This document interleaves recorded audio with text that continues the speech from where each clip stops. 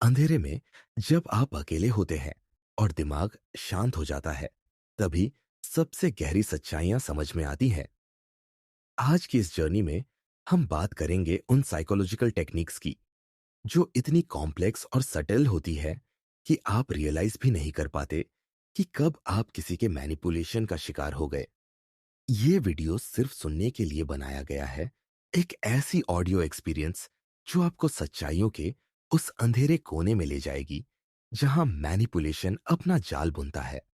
मैं हूं आपका नैरेटर और ये है विस्पर्ड ट्रूथ्स, वो चैनल जहां हम बात करते हैं उन बातों की जो कोई खुलकर नहीं कहता।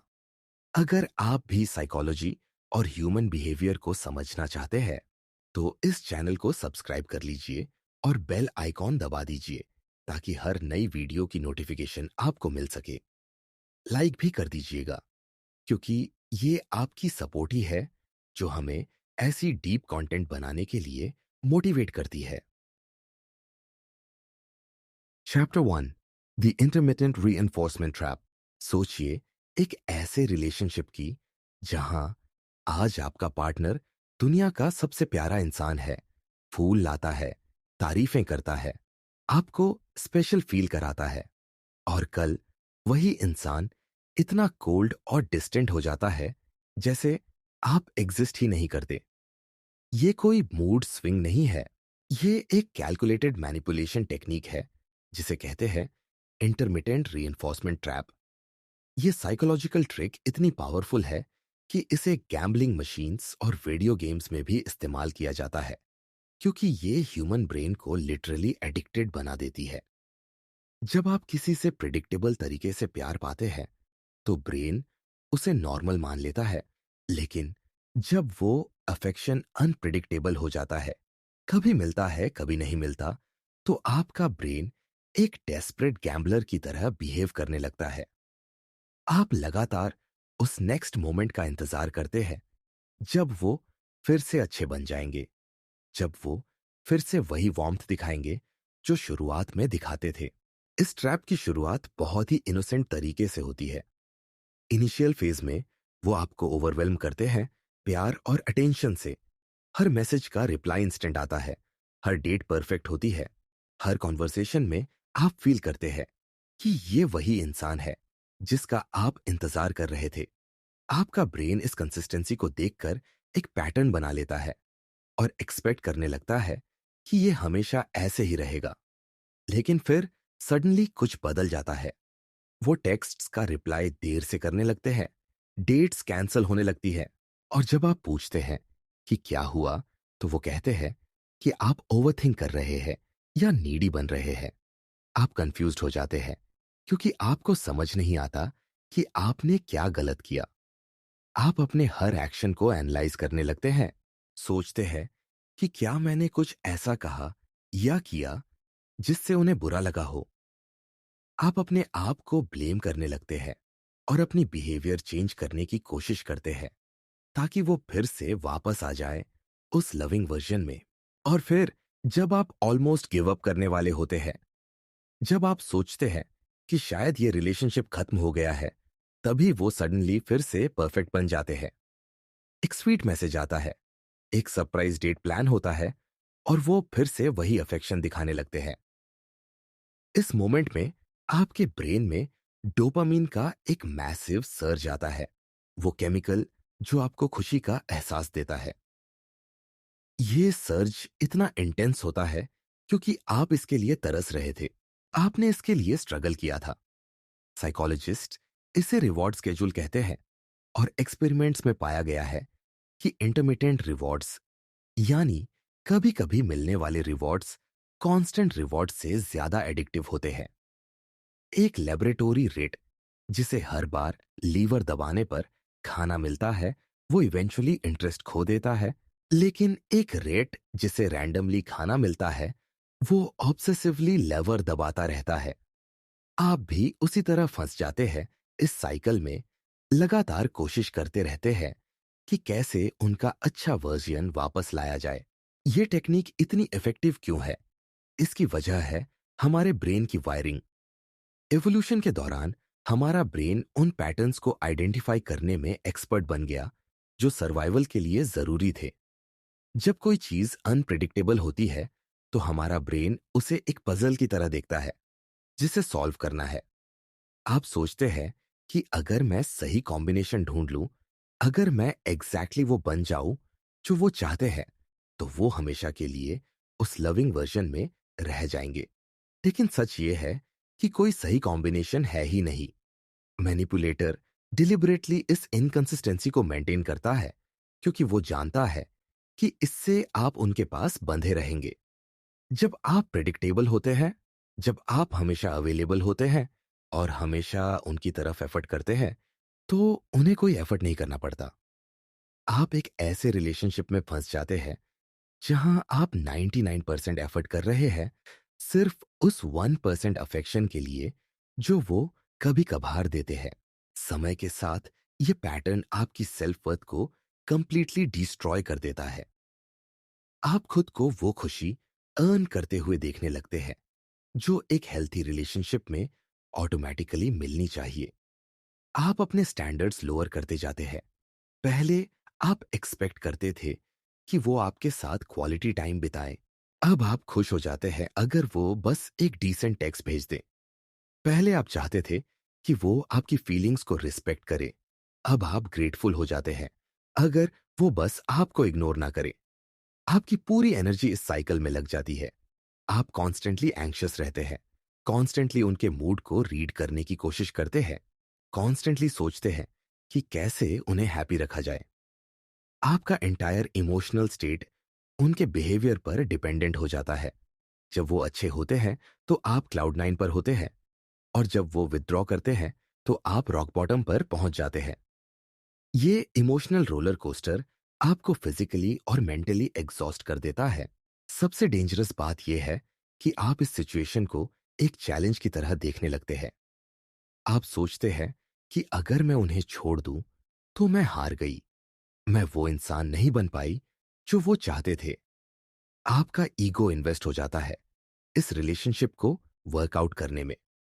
आप अपने फ्रेंड्स और फैमिली को बताते हैं कि वो बस थोड़े कॉम्प्लिकेटेड है, कि उन्हें समझने में टाइम लगता है, कि जब वो अच्छे होते हैं तो बहुत अच्छे होते हैं। आप उनके बैड बिहेवियर को जस्टिफाई करने लगते हैं।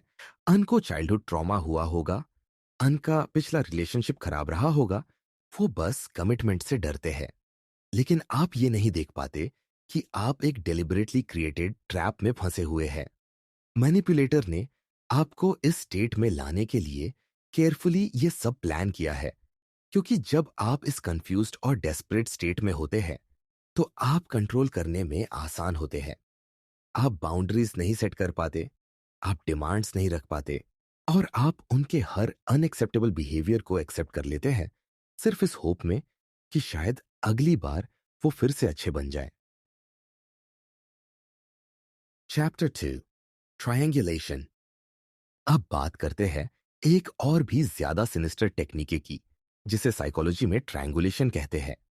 इमेजिन कीजिए आप किसी के साथ रिलेशनशिप में हैं और सडनली वो बार बार किसी तीसरे व्यक्ति का जिक्र करने लगते हैं।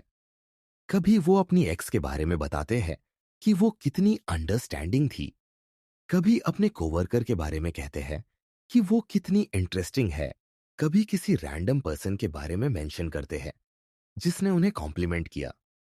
शुरुआत में ये इनोसेंट लगता है। आप सोचते हैं कि वो बस अपनी लाइफ शेयर कर रहे हैं, लेकिन धीरे धीरे आपको एक अनकंफर्टेबल फीलिंग होने लगती है।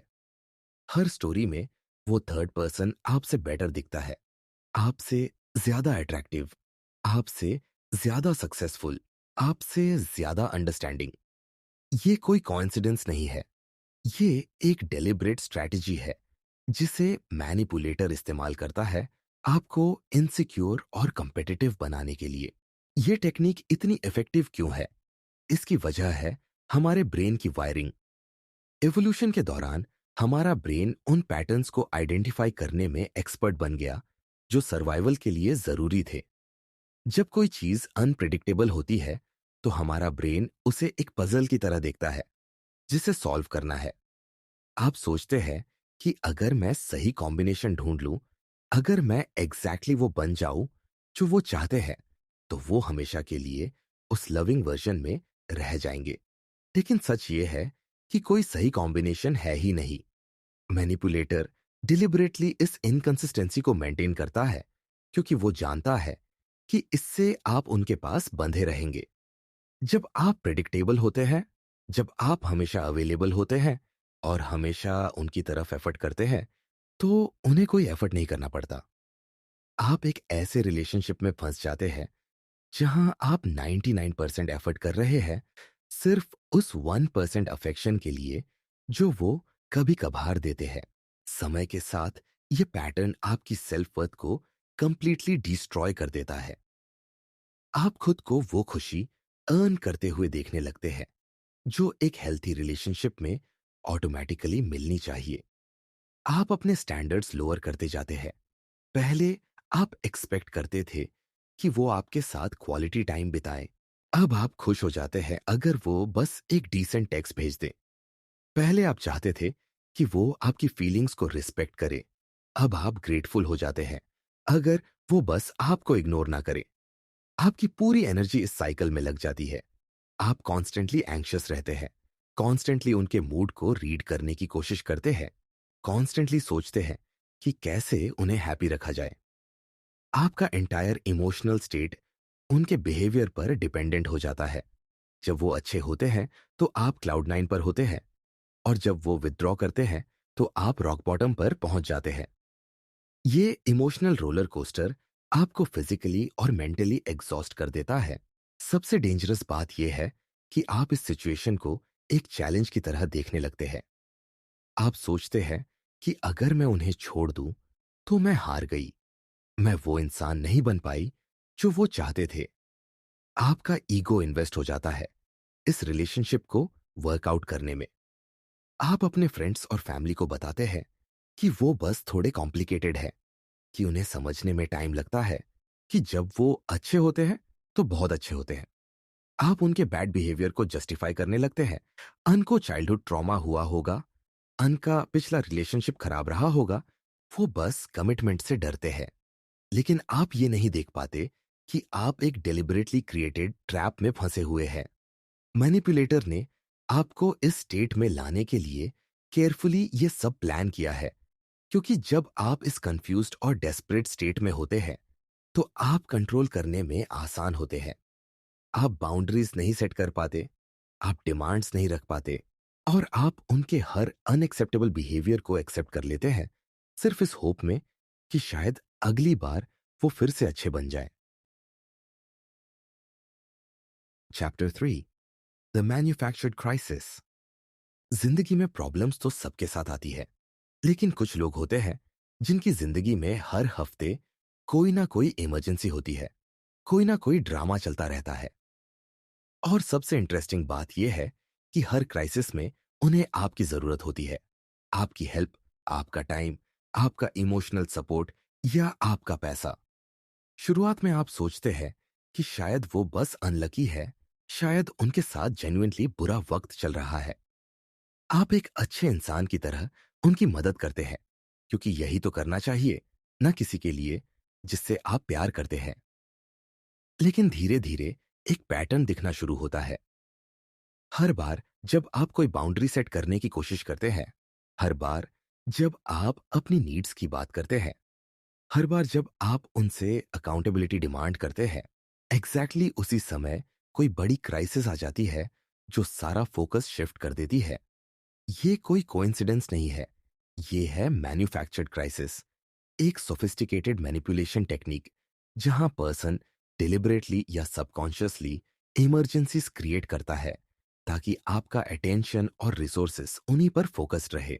मैन्युफैक्चर्ड क्राइसिस की साइकोलॉजी बहुत गहरी है, क्योंकि ये हमारी बेसिक ह्यूमन इंस्टिंक्ट को एक्सप्लॉइट करती है। जब कोई डेंजर या इमरजेंसी होती है तो हमारा ब्रेन ऑटोमेटिकली सर्वाइवल मोड में चला जाता है। आपका लॉजिकल थिंकिंग शट डाउन हो जाता है और आप प्योर रिएक्शन में काम करने लगते हैं। इवोल्यूशन ने हमें ऐसे डिजाइन किया है कि इमीडिएट थ्रेट्स को हम सबसे ज्यादा प्रायोरिटी दें, क्योंकि हजारों साल पहले अगर कोई टाइगर आपके सामने आ जाए तो आपको फिलॉसफी करने का टाइम नहीं होता, आपको तुरंत रिएक्ट करना होता। मैनिपुलेटर इसी इंस्टिंक्ट का फायदा उठाता है। जब वो कोई क्राइसिस क्रिएट करता है, चाहे वो मेडिकल इमरजेंसी हो, फाइनेंशियल प्रॉब्लम हो या इमोशनल ब्रेकडाउन हो, तो आपका ब्रेन उसी प्रोटेक्टिव मोड में चला जाता है। आप सारे क्वेश्चंस भूल जाते हैं जो आप पूछना चाहते थे, सारी कंप्लेंट्स भूल जाते हैं जो आपको थी और बस उनकी हेल्प करने में लग जाते हैं, क्योंकि राइट नाउ वो वल्नरेबल हैं और उन्हें आपकी जरूरत है। इस टेक्निक का सबसे डेंजरस एस्पेक्ट है इसका टाइमिंग। नोटिस कीजिए कि क्राइसिस कब आती है। आपने कल रात उनसे कहा था कि आप अनहैप्पी है रिलेशनशिप में, कि वो आपको निग्लेक्ट कर रहे हैं, और आज सुबह उनका मैसेज आता है कि उनकी कार एक्सीडेंट हो गई, या उनकी जॉब खतरे में है, या उनके घर में कोई बड़ी प्रॉब्लम है। अब आप क्या करेंगे? आप अपनी कंप्लेंट्स को सेल्फिश महसूस करने लगेंगे। आप सोचेंगे कि इस मुश्किल समय में मैं अपनी प्रॉब्लम्स के बारे में कैसे बात कर सकती हूं, पहले उनकी हेल्प करनी चाहिए। और यही मैनिपुलेटर चाहता है। वो आपकी अटेंशन को डाइवर्ट कर देता है रियल इश्यूज से, और आपको एक ऐसी पोजीशन में डाल देता है जहां आप उन्हें सपोर्ट कर रहे हैं instead of holding them accountable. हर बार जब आप कोई डिफिकल्ट कॉन्वर्जेशन करने वाले होते हैं, कोई डिसीजन लेने वाले होते हैं, या कोई बाउंड्री एनफोर्स करने वाले होते हैं, एक परफेक्ट टाइम्ड क्राइसिस सब कुछ पॉज कर देती है। समय के साथ ये पैटर्न इतना प्रिडिक्टेबल हो जाता है कि अगर आप केयरफुली ऑब्जर्व करें तो आप देख सकते हैं कि क्राइसिस कैसे मैजिकली अपीयर होती है। लेकिन यहां एक इंटरेस्टिंग ट्विस्ट है। कभी कभी ये क्राइसिस रियल भी होती है। मैनिपुलेटर एक्चुअली अपनी लाइफ में chaos क्रिएट करता है। वो एक्चुअली खुद को ऐसी सिचुएशंस में डालता है जहां प्रॉब्लम्स होंगी। वो डिलिबरेटली अपनी जॉब में रिस्की बिहेवियर करता है ताकि प्रॉब्लम्स आए। वो अपने फाइनेंसेस को मिसमैनेज करता है ताकि हमेशा मनी क्राइसिस बनी रहे। वो अपनी हेल्थ को निग्लेक्ट करता है ताकि मेडिकल इमरजेंसीज होती रहे। ये सब अनकॉन्शियस लेवल पर हो सकता है। वो खुद भी पूरी तरह अवेयर नहीं है कि वो ये क्यों कर रहा है, लेकिन रिजल्ट सेम है। उनकी क्याटिक लाइफस्टाइल आपको परमानेंटली उनकी केयरटेकर की रोल में लॉक कर देती है। आप कभी रिलैक्स नहीं कर सकते, कभी अपनी नीड्स पर फोकस नहीं कर सकते, क्योंकि हमेशा कोई ना कोई आग बुझानी होती है। इस मैनिपुलेशन में आपकी एम्पैथी और कंपैशन को वेपन की तरह यूज किया जाता है। आप एक केयरिंग पर्सन है, आप किसी को मुश्किल में नहीं छोड़ सकते, और मैनिपुलेटर ये जानता है। हर क्राइसिस के बाद वो आपको बताता है कि आप ही एक पर्सन है जिस पर वो रिलाई कर सकते हैं, कि बाकी सब उन्हें छोड़ देते हैं, लेकिन आप हमेशा उनके साथ खड़े रहते हैं। ये आपको स्पेशल फील कराता है। आपको लगता है कि आपका सपोर्ट उनके लिए लाइफ चेंजिंग है, लेकिन रियलिटी में आप एक साइकिल में फंस गए हैं जहां आपकी पूरी एनर्जी ड्रेन हो रही है। आपकी अपनी गोल्स, अपने ड्रीम्स, अपनी नीड्स सब बैकग्राउंड में चली जाती है, क्योंकि आप कॉन्स्टेंटली उनके क्राइसिस को मैनेज कर रहे हैं। आपका एंटायर रिलेशनशिप एक एंडलेस इमरजेंसी रिस्पॉन्स बन जाता है जहां आप हमेशा रिएक्टिव मोड में हैं, कभी प्रोएक्टिव नहीं हो सकते। आप अपनी लाइफ नहीं जी रहे, आप बस उनकी प्रॉब्लम सॉल्व कर रहे हैं। और सबसे सैड पार्ट यह है कि प्रॉब्लम्स कभी सॉल्व नहीं होती। एक क्राइसिस खत्म होती है तो दूसरी शुरू हो जाती है, क्योंकि अगर सब कुछ स्टेबल हो जाए तो मैनिपुलेटर को डर है कि आप उनसे रियल क्वेश्चंस पूछने लगेंगे, या वर्स, आप रियलाइज कर लेंगे कि इस रिलेशनशिप में आपको क्या मिल रहा है और क्या नहीं। Chapter 4, projection and blame shifting. अब एक ऐसी टेक्निक के बारे में बात करते हैं जो इतनी कंफ्यूजिंग और डिसोरिएंटिंग है कि इसमें फंसा हुआ पर्सन अपनी रियलिटी पर ही डाउट करने लगता है। प्रोजेक्शन और ब्लेम शिफ्टिंग, ये दोनों टैक्टिक्स एक साथ इस्तेमाल होते हैं, और इनका कॉम्बिनेशन बेहद टॉक्सिक होता है। इमेजिन कीजिए आपका पार्टनर किसी और के साथ फ्लर्ट कर रहा है, फोन छुपा रहा है और सस्पिशियस बिहेवियर शो कर रहा है। जब आप उनसे इस बारे में बात करते हैं, तो वो आप पर चिल्लाते हैं और कहते हैं कि आप उन पर शक कर रहे हैं, क्योंकि आप खुद लॉयल नहीं हैं। वो आप पर अक्यूज करते हैं कि आप प्रॉब्ली किसी और के साथ चीजें कर रहे हैं, इसलिए आपको लग रहा है कि वो भी वही कर रहे हैं। अब आप कंप्लीटली डिफेंसिव पोजीशन में आ जाते हैं। आप अपनी इनोसेंस प्रूव करने में लग जाते हैं instead of getting answers to your original questions. Conversation का पूरा डायरेक्शन चेंज हो जाता है और सडनली आप ही अक्यूज्ड बन जाते हैं, जबकि आप वो पर्सन थे जिसने जेन्युइन कंसर्न रेज किया था। प्रोजेक्शन एक साइकोलॉजिकल डिफेंस मैकेनिज्म है जहां लोग अपनी अनएक्सेप्टेबल फीलिंग्स, थॉट्स या बिहेवियर्स को दूसरों पर प्रोजेक्ट करते हैं। इसे सिंपल टर्म्स में समझे तो ये एक मिरर की तरह काम करता है। जो चीजें मैनिपुलेटर खुद कर रहा है, जो क्वालिटीज वो खुद में नहीं देखना चाहता, वो उन सबको आप पर रिफ्लेक्ट कर देता है। अगर वो डिसऑनेस्ट है, तो वो आप पर लगातार झूठ बोलने का आरोप लगाएगा। अगर वो कंट्रोलिंग है, तो वो कहेगा कि आप उन्हें कंट्रोल करने की कोशिश कर रहे हैं। अगर वो सेल्फिश है, तो वो आपको बताएगा कि आप सिर्फ वो अपने बारे में सोचते हैं। ये एक ब्रिलियंट मैनिपुलेशन है, क्योंकि इससे दो काम एक साथ हो जाते हैं। पहला, वो अपने गिल्ट को प्रोसेस करने से बच जाता है। उसे अपने एक्शंस के लिए अकाउंटेबल नहीं होना पड़ता। दूसरा, वो आपको इतना कंफ्यूज और डिफेंसिव कर देता है कि आप ओरिजिनल इश्यू को भूल जाते हैं और अपनी इनोसेंस प्रूव करने में अपनी एनर्जी वेस्ट करते हैं। ब्लेम शिफ्टिंग इसी गेम का अगला लेवल है। यहां मैनिपुलेटर ना सिर्फ आप पर प्रोजेक्ट करता है, बल्कि एक्टिवली आपको रिस्पॉन्सिबल ठहराता है उन चीजों के लिए जो उसने की है। वो कहता है कि अगर आपने उन्हें इतना स्ट्रेस ना दिया होता, तो उन्हें चिल्लाना नहीं पड़ता। अगर आप ज्यादा अंडरस्टैंडिंग होते, तो उन्हें किसी और से अटेंशन सीख नहीं करनी पड़ती। अगर आप बेटर पार्टनर होते, तो उन्हें ये सब करने की जरूरत नहीं पड़ती। नोटिस कीजिए कि हर स्टेटमेंट में वो अपने एक्शंस की रिस्पॉन्सिबिलिटी से एस्केप कर रहे हैं और उसे आप पर डाल रहे हैं। वो इफेक्टिवली कह रहे हैं कि उनका बैड बिहेवियर एक्चुअली आपकी वजह से है। आपने उन्हें ऐसा करने पर फोर्स किया। ये विक्टिम ब्लेमिंग की एक फॉर्म है, जहां एक्चुअल विक्टिम को परपिट्रेटर बना दिया जाता है। आप सोचने लगते हैं कि शायद रियली मेरी ही गलती है, शायद मैं बेटर बन जाऊं तो वो भी बेहतर व्यवहार करेंगे। इस टेक्निक में सबसे डेवस्टेटिंग एलिमेंट है कंफ्यूजन और सेल्फ डाउट, जो ये क्रिएट करता है। जब लगातार आप पर वो चीजें अक्यूज की जाती है जो आपने नहीं की है, तो आप अपनी रियलिटी पर क्वेश्चन करने लगते हैं। आप सोचते हैं कि क्या मैं रियली सेल्फिश हूं? क्या मैं रियली कंट्रोलिंग हूं?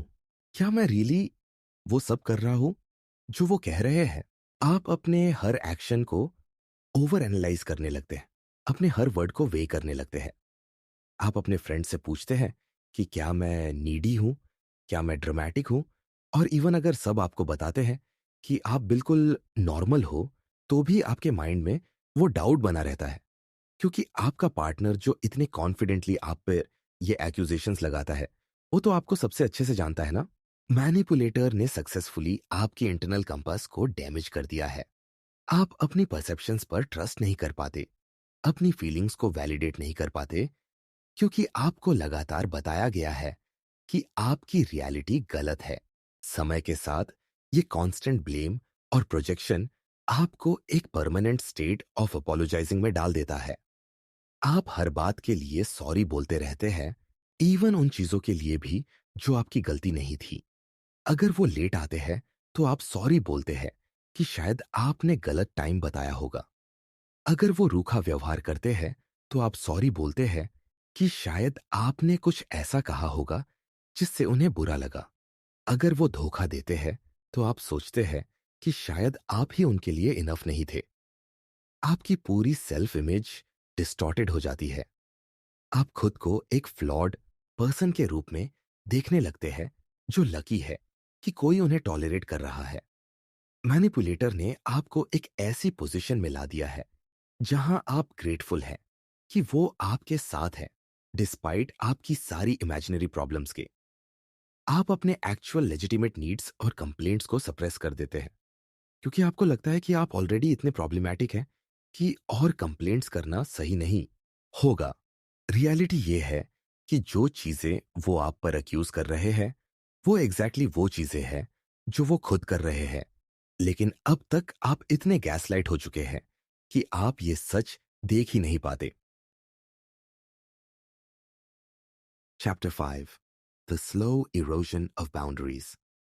बाउंड्रीज यानी सीमाएं, ये वो इनविजिबल लाइंस हैं जो डिफाइन करती हैं कि आप क्या एक्सेप्टेबल मानते हैं और क्या नहीं। एक हेल्थी पर्सन अपनी बाउंड्रीज क्लियरली कम्युनिकेट करता है और उन्हें मेंटेन भी करता है। लेकिन एक स्किल्ड मैनिपुलेटर आपकी बाउंड्रीज को तोड़ता नहीं, वो उन्हें इतनी धीरे धीरे इरोड करता है कि आपको पता ही नहीं चलता कि कब आप एक ऐसी जगह पहुंच गए जहां आपने कभी सोचा नहीं था कि आप एक्सेप्ट करेंगे। ये टेक्निक बॉइलिंग फ्रॉग की स्टोरी की तरह है। अगर आप एक फ्रॉग को उबलते पानी में डालें तो वो तुरंत बाहर कूद जाएगा। लेकिन अगर आप उसे नॉर्मल टेम्परेचर के पानी में डालें और फिर धीरे धीरे हीट बढ़ाएं तो फ्रॉग को रियलाइज नहीं होता और वो उसी में रह जाता है जब तक बहुत न्यूजे नहीं हो जाता। एग्जैक्टली ऐसे ही मैनिपुलेटर आपके साथ करता है। वो आपकी बाउंड्रीज को इतने सटल तरीके से क्रॉस करता है कि हर इंडिविजुअल इंस्टेंस इतना छोटा लगता है कि उसके बारे में कंप्लेन करना ओवर ड्रामेटिक महसूस होता है। शुरुआत में सब कुछ परफेक्ट होता है। मैनिपुलेटर आपकी बाउंड्रीज को रिस्पेक्ट करता दिखता है। एक्चुअली वो एक्स्ट्रा केयरफुल भी होता है।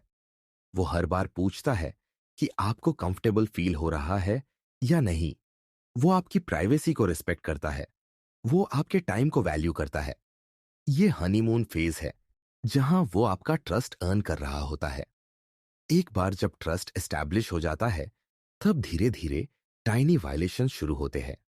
पहली बार वो आपका फोन उठाता है बिना पूछे, और जब आप अनकंफर्टेबल फील करते हैं तो वो हंसकर कहता है कि कपल्स के बीच सीक्रेट्स नहीं होते, कि ट्रस्ट का मतलब है ट्रांसपेरेंसी। स्टेटमेंट इतना रीजनेबल लगता है कि आप अपने डिस्कंफर्ट को इग्नोर कर देते हैं और सोचते हैं कि शायद मैं ही ओवर रिएक्टिंग कर रहा हूं। कॉन्ग्रेचुलेशंस, आपकी पहली बाउंड्री अभी क्रॉस हुई और आपने इसे एक्सेप्ट कर लिया। अब वो जानता है कि ये बाउंड्री फ्लेक्सिबल है। अगला स्टेप है नॉर्मलाइजेशन। जो चीज पहली बार अनकंफर्टेबल थी वो अब रूटीन बन जाती है।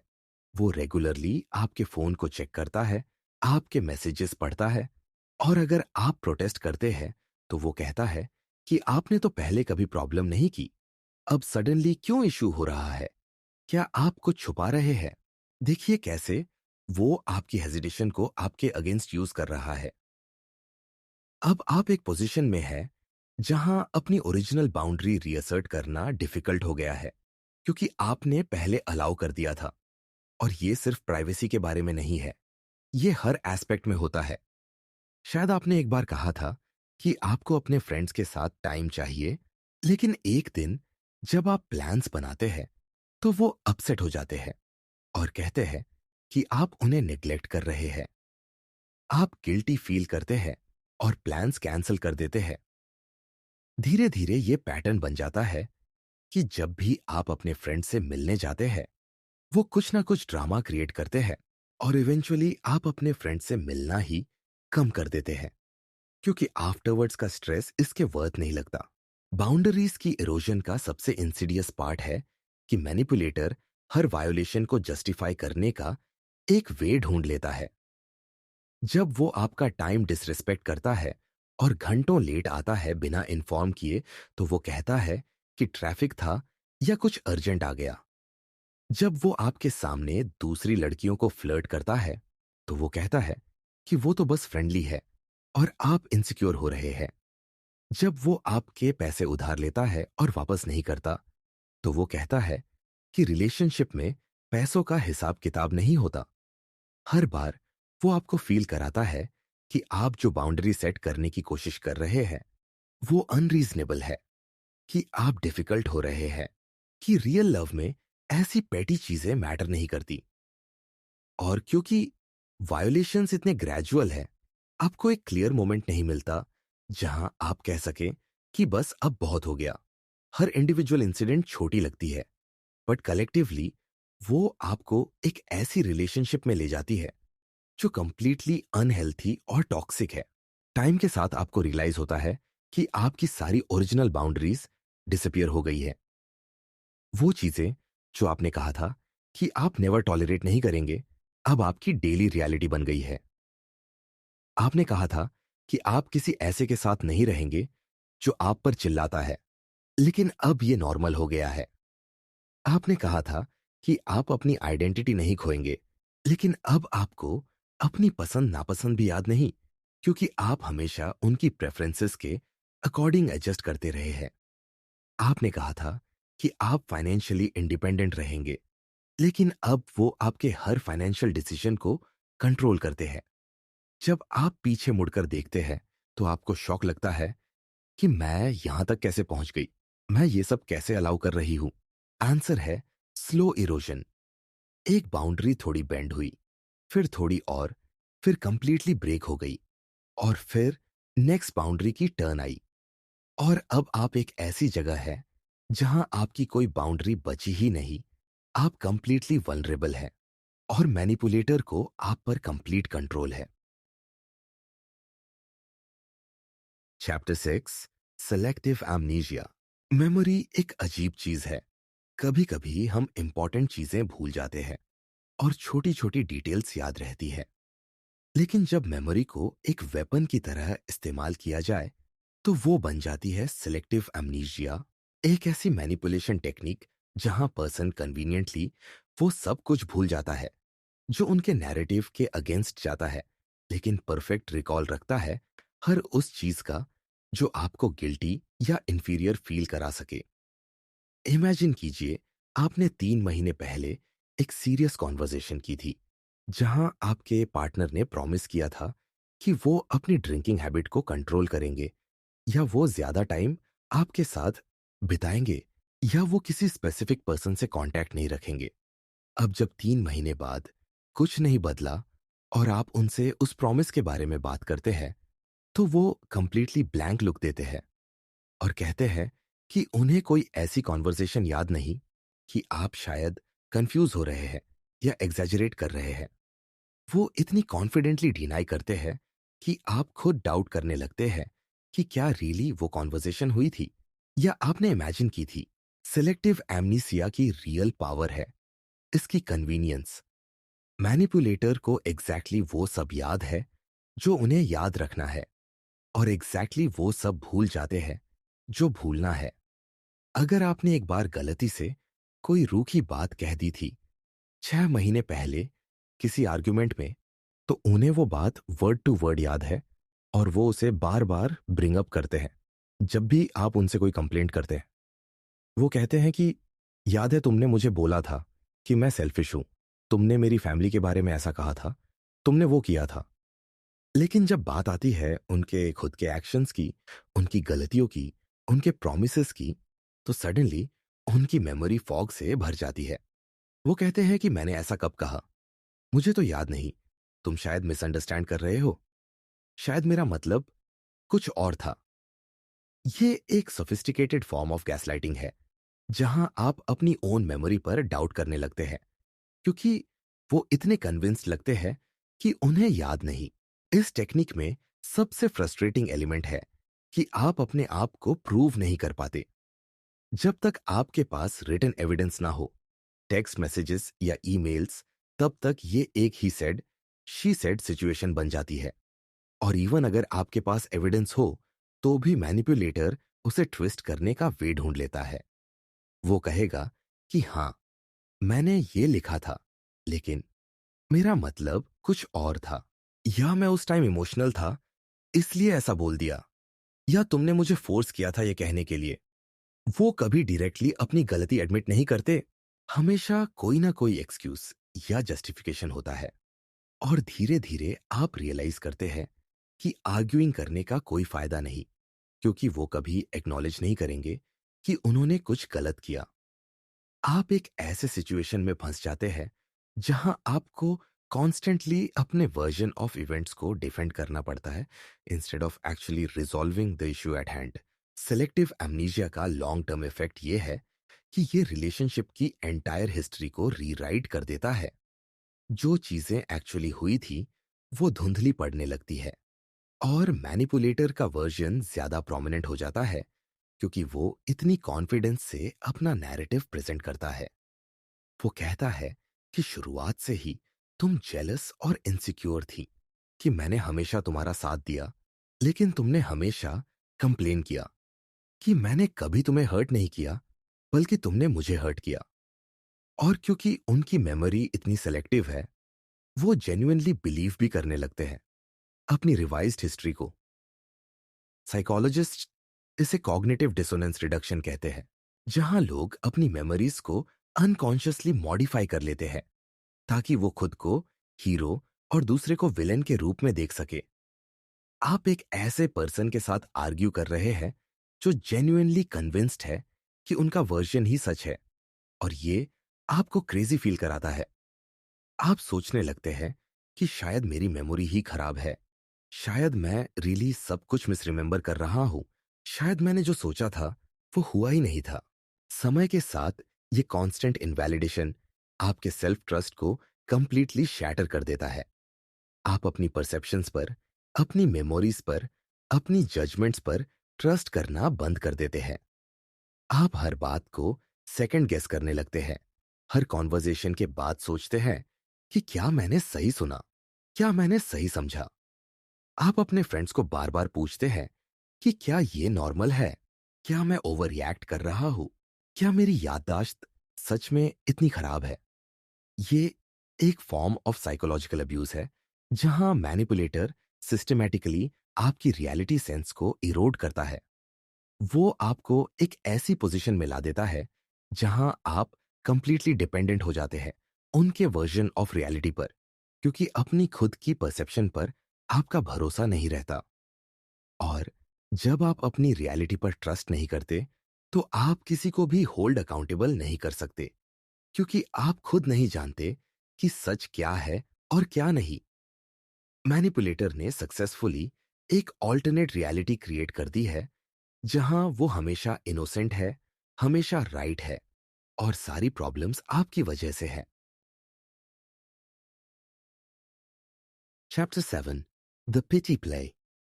ह्यूमन बीइंग्स में नेचुरली एक टेंडेंसी होती है दूसरों की मदद करने की, स्पेशली उन लोगों की जो वल्नरेबल हैं या मुश्किल में है। एम्पैथी हमारी सबसे ब्यूटीफुल क्वालिटीज में से एक है, लेकिन जब इसे एक्सप्लॉइट किया जाए तो ये बन जाती है एक पावरफुल मैनिपुलेशन टूल। पिटी प्ले एग्जैक्टली यही करता है। ये आपकी कंपैशन को वेपनाइज करता है। मैनिपुलेटर खुद को एक इटर्नल विक्टिम के रूप में प्रेजेंट करता है, एक ऐसा पर्सन जिसके साथ हमेशा बुरा होता है, जिसे कभी ब्रेक नहीं मिलता, जिसकी लाइफ एक ट्रैजिक स्टोरी है। शुरुआत में आप जेन्युइनली सिंपैथेटिक फील करते हैं। आप सोचते हैं कि बेचारे को सच में बहुत कुछ झेलना पड़ा है और शायद मैं उनकी लाइफ में वो पॉजिटिव चेंज बन सकती हूँ जिसकी उन्हें जरूरत है। आप उन्हें सपोर्ट करना चाहते हैं, उन्हें हील होने में हेल्प करना चाहते हैं। लेकिन धीरे धीरे आप रियलाइज करते हैं कि चाहे आप कितना भी दे, कितना भी करे, वो हमेशा विक्टिम ही रहते हैं, और आप हमेशा उनकी प्रॉब्लम्स को फिक्स करने की कोशिश में लगे रहते हैं। पिटी प्ले की फाउंडेशन है परपेचुअल विक्टिमहुड। मैनिपुलेटर की हर स्टोरी में वो विक्टिम है, कभी रिस्पॉन्सिबल पार्टी नहीं। उनकी एक्स गर्लफ्रेंड ने उनका दिल तोड़ा, उनकी फैमिली ने उन्हें समझा नहीं, उनके फ्रेंड्स ने उन्हें बिट्रे किया, उनके बॉस ने उनके साथ अनफेयर बिहेवियर किया, और अब दुनिया उनके खिलाफ है। शुरुआत में ये स्टोरीज आपको इमोशनल कनेक्शन फील कराती है। आप सोचते हैं कि फाइनली मैं किसी ऐसे पर्सन को मिली हूं जो वल्नरेबल है और अपनी फीलिंग्स शेयर कर रहा है। लेकिन पैटर्न ऑब्जर्व कीजिए। हर स्टोरी में कॉमन थ्रेड क्या है? वो खुद कभी गलत नहीं है, हमेशा दूसरे लोग उनके साथ बुरा करते हैं। उन्हें कभी अपनी रोल एक्नॉलेज नहीं दिखती। किसी भी सिचुएशन में, हर रिलेशनशिप में, हर फ्रेंडशिप में, हर जॉब में हमेशा दूसरे लोग विलेन हैं और वो इनोसेंट विक्टिम। ये स्टैटिस्टिकली इम्पॉसिबल है कि एक पर्सन की लाइफ में सब लोग टॉक्सिक हो और वो खुद परफेक्टली फाइन हो। लेकिन मैनिपुलेटर की नैरेटिव में यही रियलिटी है। इस टेक्निक का सबसे इफेक्टिव यूज होता है अकाउंटेबिलिटी को अवॉइड करने के लिए। जब भी आप उन्हें कॉन्फ्रंट करते हैं उनके बैड बिहेवियर के बारे में, जब भी आप कोई लेजिटिमेट कंप्लेंट रेज करते हैं, वो इमीडिएटली विक्टिम मोड में चले जाते हैं।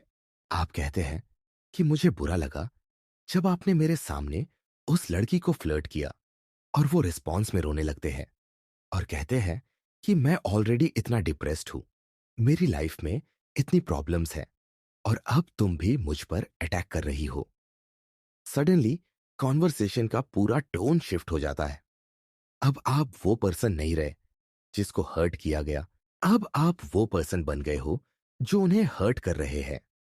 आप गिल्टी फील करने लगते हैं कि मैंने इस मुश्किल समय में उनसे ये बात क्यों की, शायद मुझे वेट करना चाहिए था।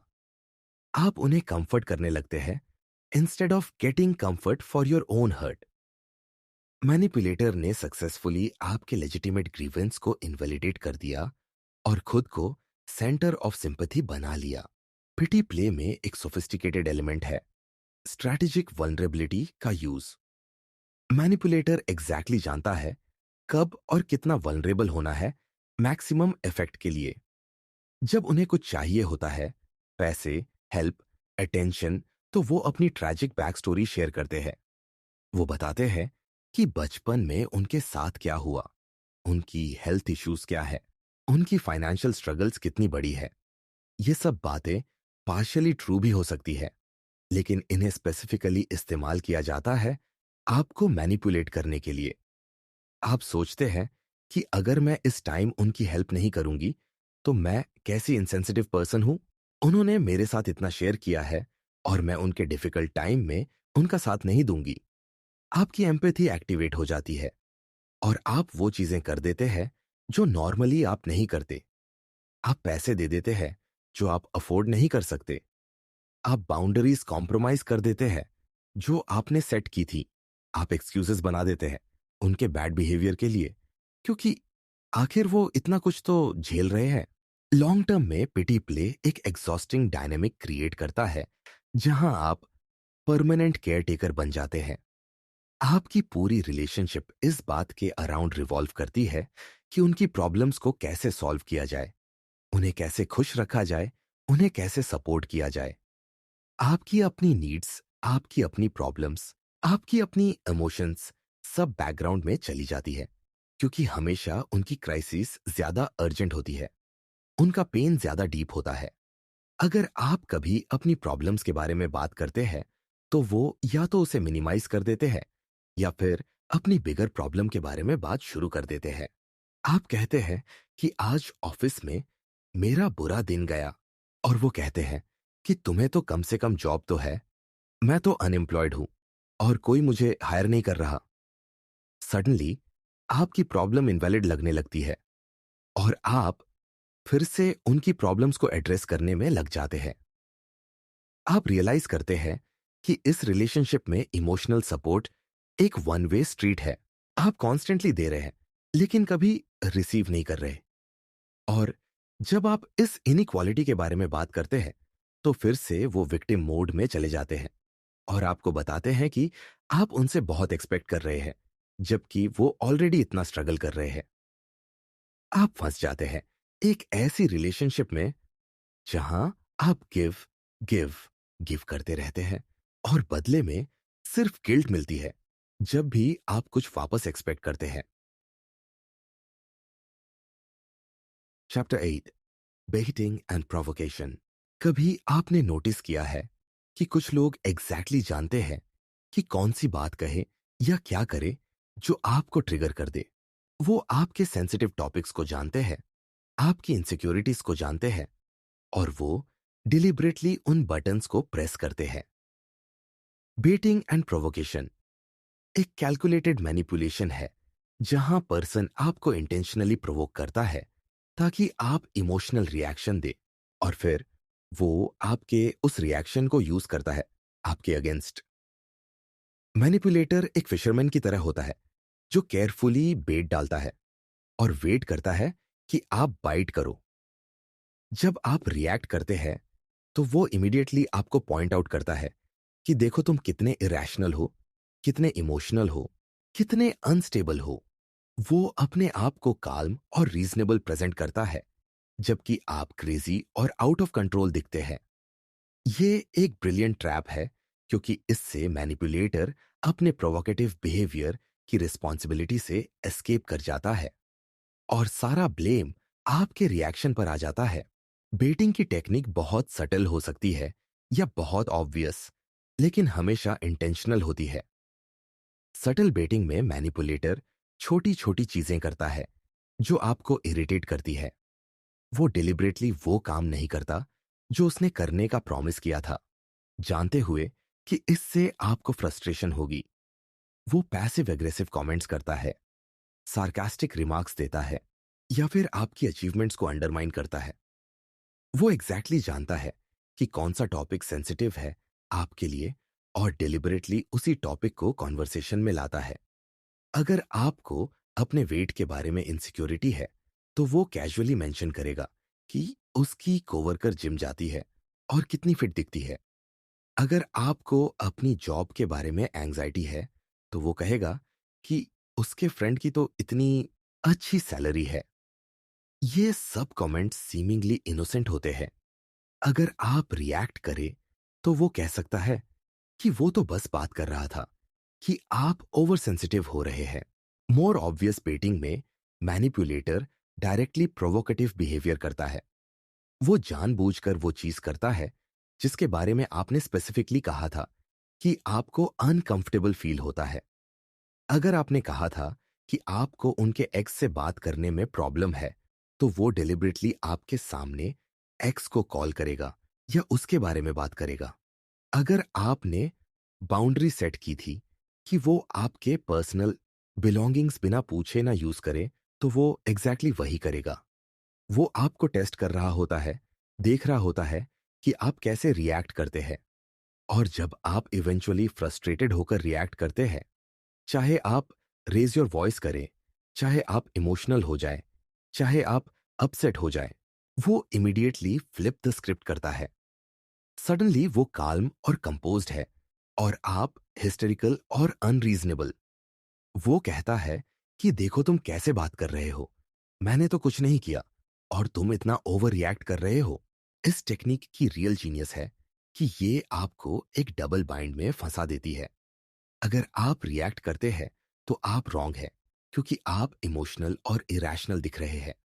अगर आप रिएक्ट नहीं करते और चुप रहते हैं, तो मैनिपुलेटर आपकी बाउंड्रीज को और भी ज्यादा पुश करता है, क्योंकि उसे लगता है कि आप एक्सेप्ट कर रहे हैं।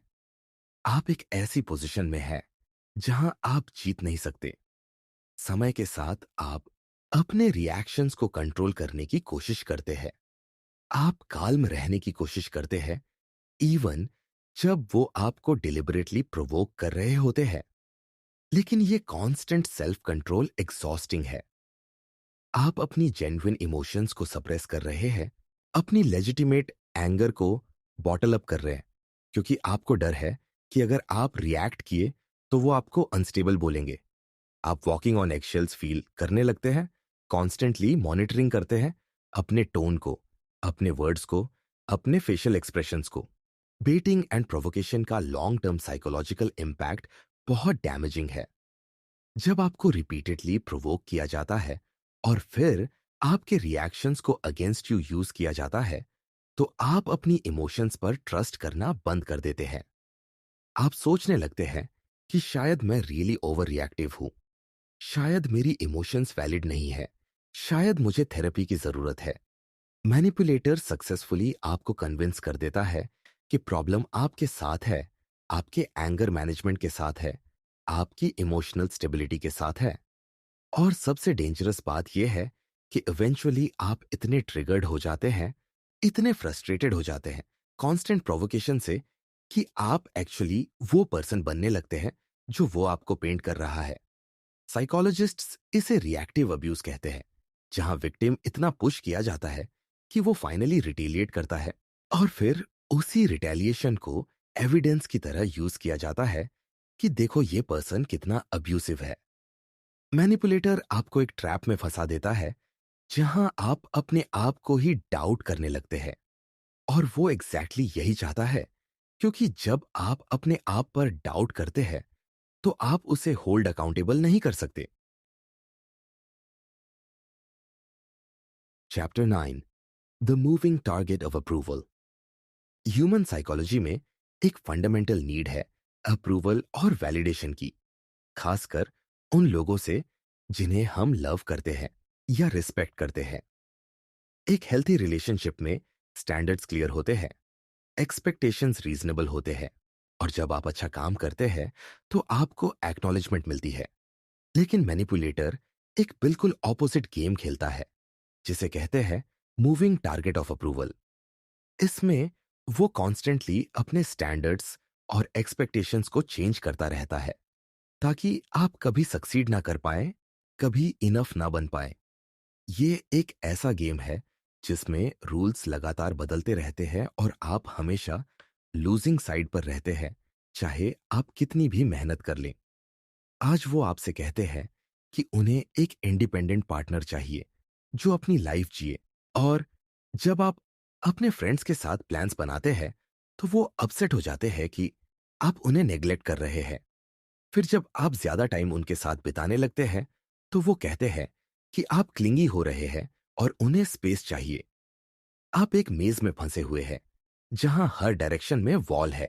इस टेक्निक की शुरुआत होती है सीमिंगली रीजनेबल रिक्वेस्ट से। मैनिपुलेटर आपको बताता है कि उन्हें रिलेशनशिप में क्या चाहिए, कौन सी क्वालिटीज वो अप्रिशिएट करते हैं। मान लीजिए वो कहते हैं कि मुझे ऐसा पार्टनर चाहिए जो स्पॉन्टेनियस हो, जो एडवेंचर के लिए रेडी रहे। आप इसे सीरियसली लेते हैं और अपने आप को उस डायरेक्शन में मोल्ड करने की कोशिश करते हैं। आप प्लान्स बनाते हैं, सरप्राइज ट्रिप्स के, आप न्यू एक्टिविटीज सजेस्ट करते हैं, आप ज्यादा स्पॉन्टेनियस बनने की कोशिश करते हैं। लेकिन जब आप ये सब करते हैं तो सडनली उनका रिस्पॉन्स पॉजिटिव नहीं होता। वो इरिटेटेड लगते हैं। वो कहते हैं कि उन्हें प्रॉपरली प्लानिंग करना पसंद है, कि आपको पहले उनसे कंसल्ट करना चाहिए था। आप कंफ्यूज्ड हो जाते हैं क्योंकि आपने तो एग्जैक्टली वही किया जो उन्होंने मांगा था। तो फिर आप स्ट्रैटेजी चेंज करते हैं, आप ज्यादा ऑर्गेनाइज्ड और प्लान्ड बनने लगते हैं। लेकिन अब वो कंप्लेन करते हैं कि आप बोरिंग हो गए हैं, कि रिलेशनशिप में एक्साइटमेंट नहीं रही, कि वो स्पॉन्टेनिटी मिस कर रहे हैं जो शुरुआत में थी। ये मूविंग टारगेट सिर्फ पर्सनालिटी ट्रेट्स तक लिमिटेड नहीं है, ये हर एस्पेक्ट में होता है। अपीयरेंस के मामले में भी ऐसा होता है। एक दिन वो कमेंट करते हैं कि उन्हें नेचुरल लुक पसंद है, तो आप मेकअप कम कर देती हैं। फिर वो कहते हैं कि आप थोड़ा एफर्ट कर सकती है खुद पर, कि उनकी कोवर्कर हमेशा इतनी वेल ड्रेस्ड रहती है, तो आप ज्यादा टाइम लगाने लगती है रेडी होने में, ज्यादा मेकअप करने लगती है। फिर वो कमेंट करते हैं कि आप बहुत ज्यादा ट्राई कर रही है, कि आप आर्टिफिशियल लग रही है। कम्युनिकेशन स्टाइल में भी यही होता है। पहले वो कहते हैं कि वो डायरेक्ट कम्युनिकेशन अप्रिशिएट करते हैं, तो आप ओपनली अपनी फीलिंग्स एक्सप्रेस करने लगते हैं। फिर वो कहते हैं कि आप बहुत कॉन्फ्रंटेशनल हो रहे हैं, कि आप हर छोटी बात को इशू बना देते हैं। तो आप सटल होने की कोशिश करते हैं, हिंट्स देने की कोशिश करते हैं। फिर वो फ्रस्ट्रेटेड हो जाते हैं कि आप क्लियरली कम्युनिकेट क्यों नहीं करते, कि वो माइंड रीडर नहीं है। इस constant shifting of goal posts का साइकोलॉजिकल इफेक्ट डेवास्टेटिंग होता है। आप एक परपेचुअल स्टेट ऑफ एंजाइटी में रहने लगते हैं, क्योंकि आपको कभी पता नहीं होता कि कौन सा वर्जन ऑफ योरसेल्फ उन्हें प्लीज करेगा। आप अपनी हर एक्शन को ओवरथिंक करने लगते हैं, कॉन्स्टेंटली सोचते रहते हैं कि क्या ये सही होगा, क्या वो इससे हैप्पी होंगे, क्या मैं फिर से कुछ गलत कर रही हूं। आपकी पूरी एनर्जी इस बात में लग जाती है कि उनकी एक्सपेक्टेशंस को मीट किया जाए। लेकिन क्योंकि एक्सपेक्टेशंस कॉन्स्टेंटली बदल रही है, इसलिए आप कभी सक्सीड नहीं कर पाते। ये एक हैमस्टर व्हील की तरह है जहां आप लगातार दौड़ रहे हैं लेकिन कहीं पहुंच नहीं रहे। हर बार आपको लगता है कि अब मैं समझ गई कि वो क्या चाहते हैं, अब मैं वो बन जाऊंगी जो उन्हें पसंद है। लेकिन जैसे ही आप वहां पहुंचते हैं, वो टारगेट फिर से मूव कर जाता है। समय के साथ इस टेक्निक का सबसे डैमेजिंग कॉन्सिक्वेंस ये होता है कि आप अपना ऑथेंटिक सेल्फ कंप्लीटली खो देते हैं। आप इतने सारे डिफरेंट वर्जन्स में चेंज कर चुके हैं अपने आप को कि अब आपको याद भी नहीं कि असली आप कौन है। आपकी प्रेफरेंसेस, आपकी पर्सनैलिटी, आपकी आइडेंटिटी, सब कुछ इस बात के अराउंड रिवॉल्व करने लगती है कि वो क्या चाहते हैं। अगर कोई आपसे पूछे कि तुम्हें क्या पसंद है, तो आप ऑटोमेटिकली सोचते हैं कि उन्हें क्या पसंद है। अगर कोई डिसीजन लेनी हो, तो आप पहले सोचते हैं कि उनकी कौन सी एक्सपेक्टेशन से ये मैच करेगा। आप एक हॉलो वर्जन बन जाते हैं अपने आप के। एक पर्सन जो कॉन्स्टेंटली परफॉर्मिंग है, कॉन्स्टेंटली एडजस्टिंग है, कॉन्स्टेंटली ट्राइंग है कि समहाउ उस अप्रूवल को अर्न कर ले जो हमेशा आपकी पहुंच से बाहर रहती है। मैनिपुलेटर ने सक्सेसफुली आपको एक ऐसी पोजीशन में ला दिया है जहां आप परमानेंटली इनसिक्योर हैं, परमानेंटली ट्राइंग है और परमानेंटली फेलिंग है, क्योंकि असलियत में वो आपको सक्सीड होते हुए देखना नहीं चाहता। वो आपको कॉन्स्टेंटली चेसिंग अप्रूवल की स्टेट में रखना चाहता है, क्योंकि उसी स्टेट में आप सबसे ज्यादा कंट्रोलेबल है, सबसे ज्यादा डेस्परेट है और सबसे कम लाइकली है कि आप उन्हें छोड़ दें या उनसे अकाउंटेबिलिटी डिमांड करें। Chapter 10, silent treatment as punishment. Communication किसी भी रिलेशनशिप का बैकबोन होता है, लेकिन जब कम्युनिकेशन को एक वेपन की तरह यूज किया जाए, तो वो बन जाती है साइलेंट ट्रीटमेंट, एक बेहद cruel manipulation technique. Silent treatment में मैनिपुलेटर डिलिबरेटली आपसे बात करना बंद कर देता है, आपको इग्नोर करता है और आपकी प्रेजेंस को एक्नॉलेज नहीं करता। ये कोई सिंपल डिसएग्रीमेंट के बाद थोड़ी देर के लिए अलोन टाइम लेना नहीं है। ये एक कैलकुलेटेड पनिशमेंट है जो स्पेसिफिकली डिजाइन की गई है आपको इमोशनल पेन देने के लिए और आपको सबमिशन में फोर्स करने के लिए।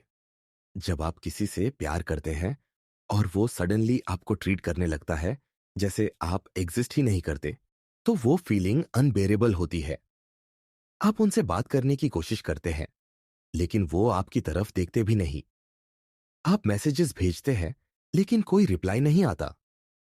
आप पूछते हैं कि क्या हुआ, क्या गलत है, और वो कंप्लीट साइलेंस मेंटेन करते हैं, जैसे आपकी आवाज सुनाई ही नहीं दे रही। साइलेंट ट्रीटमेंट की पावर है इसकी एम्बिग्युइटी में। जब कोई आप पर चिल्लाता है, तो कम से कम आपको पता होता है कि वो क्यों अपसेट है। आप उस इश्यू को एड्रेस कर सकते हैं। लेकिन साइलेंट ट्रीटमेंट में आपको यह भी नहीं पता कि प्रॉब्लम क्या है। आप अपनी हर हालिया इंटरैक्शन को रिप्ले करने लगते हैं अपने माइंड में। सोचते हैं कि मैंने ऐसा क्या कहा या किया जिससे वो इतने अपसेट हो गए। आप हर पॉसिबल सिनेरियो इमेजिन करते हैं, हर छोटी सी बात को एनालाइज करते हैं। क्या वो इसलिए अपसेट है क्योंकि मैंने उनके जोक पर ज्यादा नहीं हंसी? क्या इसलिए क्योंकि मैंने उनकी फ्रेंड को हेलो बोला? क्या इसलिए क्योंकि मैं डिनर में कुछ और बनाना चाहती थी? आप अपने आप को टॉर्चर करते हैं इस गेसिंग गेम से, और यही मैनिपुलेटर चाहता है। वो चाहता है कि आप अपनी एनर्जी वेस्ट करें उसके मूड को डिकोड करने में, instead of focusing on whether his behaviour is acceptable और नॉट। साइलेंट ट्रीटमेंट का सबसे पेनफुल एस्पेक्ट है रिजेक्शन और अबैंडनमेंट का फीलिंग जो ये क्रिएट करता है। ह्यूमन बीइंग सोशल क्रीचर्स है, हमें कनेक्शन की जरूरत होती है, स्पेशली उन लोगों के साथ जिन्हें हम लव करते हैं। जब आपको डेलिबरेटली इग्नोर किया जाता है, तो ये आपके ब्रेन में सेम पेन रिसेप्टर्स को एक्टिवेट करता है जो फिजिकल पेन में एक्टिवेट होते हैं। साइंटिफिक स्टडीज में पाया गया है कि सोशल रिजेक्शन का ब्रेन स्कैन फिजिकल इंजरी के ब्रेन स्कैन जैसा दिखता है। तो लिटरली आपको पेन फील हो रहा है और मैनिपुलेटर ये जानता है। साइलेंट ट्रीटमेंट एक फॉर्म ऑफ इमोशनल अबैंडनमेंट है जो आपको डेस्परेटली उनकी अटेंशन और एक्नॉलेजमेंट के लिए क्रेव करवाता है। आप कुछ भी करने को रेडी हो जाते हैं, बस उनसे फिर से बात करने के लिए, बस ये रीएश्योरेंस पाने के लिए कि रिलेशनशिप अभी भी एग्जिस्ट करती है। आप अपोलोजाइज करने लगते हैं, इवन जब आपको नहीं पता कि आपकी गलती क्या थी। आप प्रॉमिस करते हैं कि आप बेटर करेंगे, चेंज करेंगे, जो भी वो चाहे, वो करेंगे। ये पनिशमेंट इतना इफेक्टिव इसलिए है क्योंकि इसका कोई क्लियर एंड नहीं होता। जब आपको ग्राउंडेड किया जाता है, तो आपको पता होता है कि एक हफ्ते बाद पनिशमेंट खत्म हो जाएगी। लेकिन साइलेंट ट्रीटमेंट में आपको नहीं पता कि ये कब तक चलेगा। ये घंटों चल सकता है, दिनों चल सकता है, हफ्तों चल सकता है। ये अनसर्टेनिटी और लैक ऑफ कंट्रोल आपको इंटेंसली एंग्शियस बना देती है। आप कॉन्स्टेंटली एज पर रहते हैं, वेटिंग करते हैं कि कब वो फाइनली आपसे बात करेंगे, कब वो आपको फॉरगिव करेंगे। और जब फाइनली वो साइलेंस तोड़ते हैं, तो वो टिपिकली कोई एक्सप्लेनेशन नहीं देते, कोई क्लोजर नहीं देते। वो सिंपली नॉर्मल एक्ट करने लगते हैं, जैसे कुछ हुआ ही नहीं। और अगर आप ब्रिंग अप करते हैं कि उन्होंने आपको इग्नोर किया, तो वो मिनिमाइज करते हैं या फिर आप पर ब्लेम शिफ्ट करते हैं कि आपने ही कुछ ऐसा किया था जिससे उन्हें स्पेस लेनी पड़ी। साइलेंट ट्रीटमेंट का लॉन्ग टर्म इम्पैक्ट बहुत सीरियस होता है। जब ये रिपीटेडली यूज होता है, तो ये आपको कंडीशन कर देता है सर्टेन बिहेवियर्स अवॉइड करने के लिए। आप सीख जाते हैं कि अगर आप अपनी ओपिनियन एक्सप्रेस करते हैं, तो साइलेंट ट्रीटमेंट मिलेगी। अगर आप कोई बाउंड्री सेट करते हैं, तो साइलेंट ट्रीटमेंट मिलेगी। अगर आप कोई कंप्लेंट करते हैं, तो साइलेंट ट्रीटमेंट मिलेगी। तो धीरे धीरे आप अपनी ओपिनियन सप्रेस करने लगते हैं, अपनी बाउंड्रीज कॉम्प्रोमाइज करने लगते हैं, अपनी नीड्स को इग्नोर करने लगते हैं, सिर्फ इसलिए ताकि आपको वो पेनफुल साइलेंट ट्रीटमेंट ना झेलनी पड़े। मैनिपुलेटर ने सक्सेसफुली आपको ट्रेन कर दिया है कि कैसे बिहेव करना है, कौन सी बातें सेफ हैं और कौन सी नहीं। आप वॉकिंग ऑन एगशेल्स रहने लगते हैं, कॉन्स्टेंटली मॉनिटरिंग करते हैं कि कहीं आप कुछ ऐसा तो नहीं कर रहे जो उन्हें ट्रिगर कर दे और फिर से वो साइलेंट ट्रीटमेंट मोड में चले जाएं। ये आपकी ऑटोनॉमी को कंप्लीटली इरोड कर देता है, क्योंकि अब आप वो पर्सन नहीं रहे जो ऑथेंटिकली अपने आप को एक्सप्रेस करता है। आप वो पर्सन बन गए हैं जो कॉन्स्टेंटली सेल्फ सेंसरिंग कर रहा है, कॉन्स्टेंटली अपने वर्ड्स और एक्शंस को फिल्टर कर रहा है, इस फियर से कि कहीं फिर से उस पेनफुल आइसोलेशन को फेस ना करना पड़े। साइलेंट ट्रीटमेंट एक इनविजिबल केज बना देता है, जहां आपकी फिजिकल फ्रीडम तो है, लेकिन इमोशनल फ्रीडम कंप्लीटली खत्म हो जाती है। Chapter 11, the false apology. Sorry बोलना बहुत आसान है, लेकिन जेन्युइनली सॉरी होना बहुत मुश्किल। एक रियल अपॉलॉजी में अकाउंटेबिलिटी होती है, रिमॉर्स होता है और मोस्ट इंपॉर्टेंटली बिहेवियर चेंज होता है। लेकिन मैनिपुलेटर ने अपोलोजाइजिंग को एक आर्ट फॉर्म में कन्वर्ट कर दिया है, जिसे कहते हैं फॉल्स अपॉलॉजी। ये वो अपॉलॉजीज हैं जो सरफेस पर तो जेन्युइन लगती है, सभी राइट वर्ड्स यूज होते हैं, कभी कभी तो टीयर्स भी आते हैं, लेकिन इनके पीछे कोई रियल इंटेंशन नहीं होता चेंज करने का। फॉल्स अपॉलॉजी एक टूल है जो स्पेसिफिकली यूज होता है सिचुएशन को डिफ्यूज करने के लिए, आपको काल्म करने के लिए और सबसे इंपॉर्टेंटली स्टेटस क्वो को मेंटेन करने के लिए, बिना एक्चुअली कुछ बदले। जब मैनिपुलेटर देखता है कि अब आप रियली अपसेट हैं, कि शायद आप रिलेशनशिप छोड़ने के बारे में सीरियसली सोच रहे हैं, तो वो एक इमोशनल अपोलॉजी देता है जो आपको फील कराती है कि फाइनली उन्हें रियलाइजेशन हो गया है, फाइनली वो समझ गए हैं कि उन्होंने आपको कितना हर्ट किया है। फॉल्स अपोलॉजी को आइडेंटिफाई करना थोड़ा ट्रिकी है, क्योंकि इनिशियली ये जेन्युइन लगती है। मैनिपुलेटर आपके सामने वल्नरेबल बनता है, शायद रोता भी है, बताता है कि वो कितना रिग्रेट फील कर रहा है। वो कहता है, मुझे नहीं पता था कि मैं तुम्हें इतना हर्ट कर रहा हूं, मुझे बहुत बुरा लग रहा है, मैं चेंज करना चाहता हूं। वो स्पेसिफिक इंस्टेंसेस का मेंशन करता है जहां उसने गलती की, वो आपकी फीलिंग्स को वैलिडेट करता है। और वो प्रॉमिस करता है कि अब से सब कुछ डिफरेंट होगा। इस मोमेंट में आप रिलीफ फील करते हैं।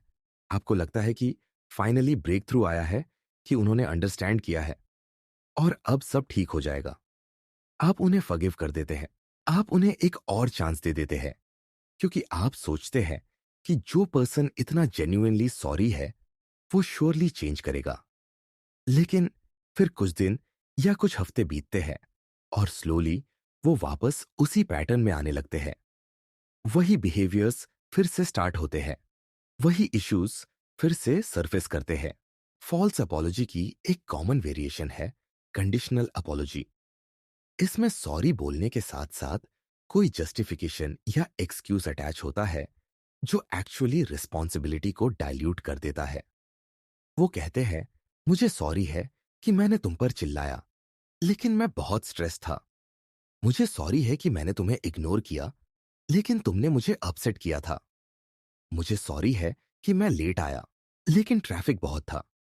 नोटिस कीजिए कि हर अपॉलॉजी के बाद एक लेकिन आता है, जो पूरी अपॉलॉजी को इनवैलिडेट कर देता है। वो बेसिकली कह रहे हैं कि हाँ, मुझे सॉरी है, लेकिन एक्चुअली ये मेरी गलती नहीं थी।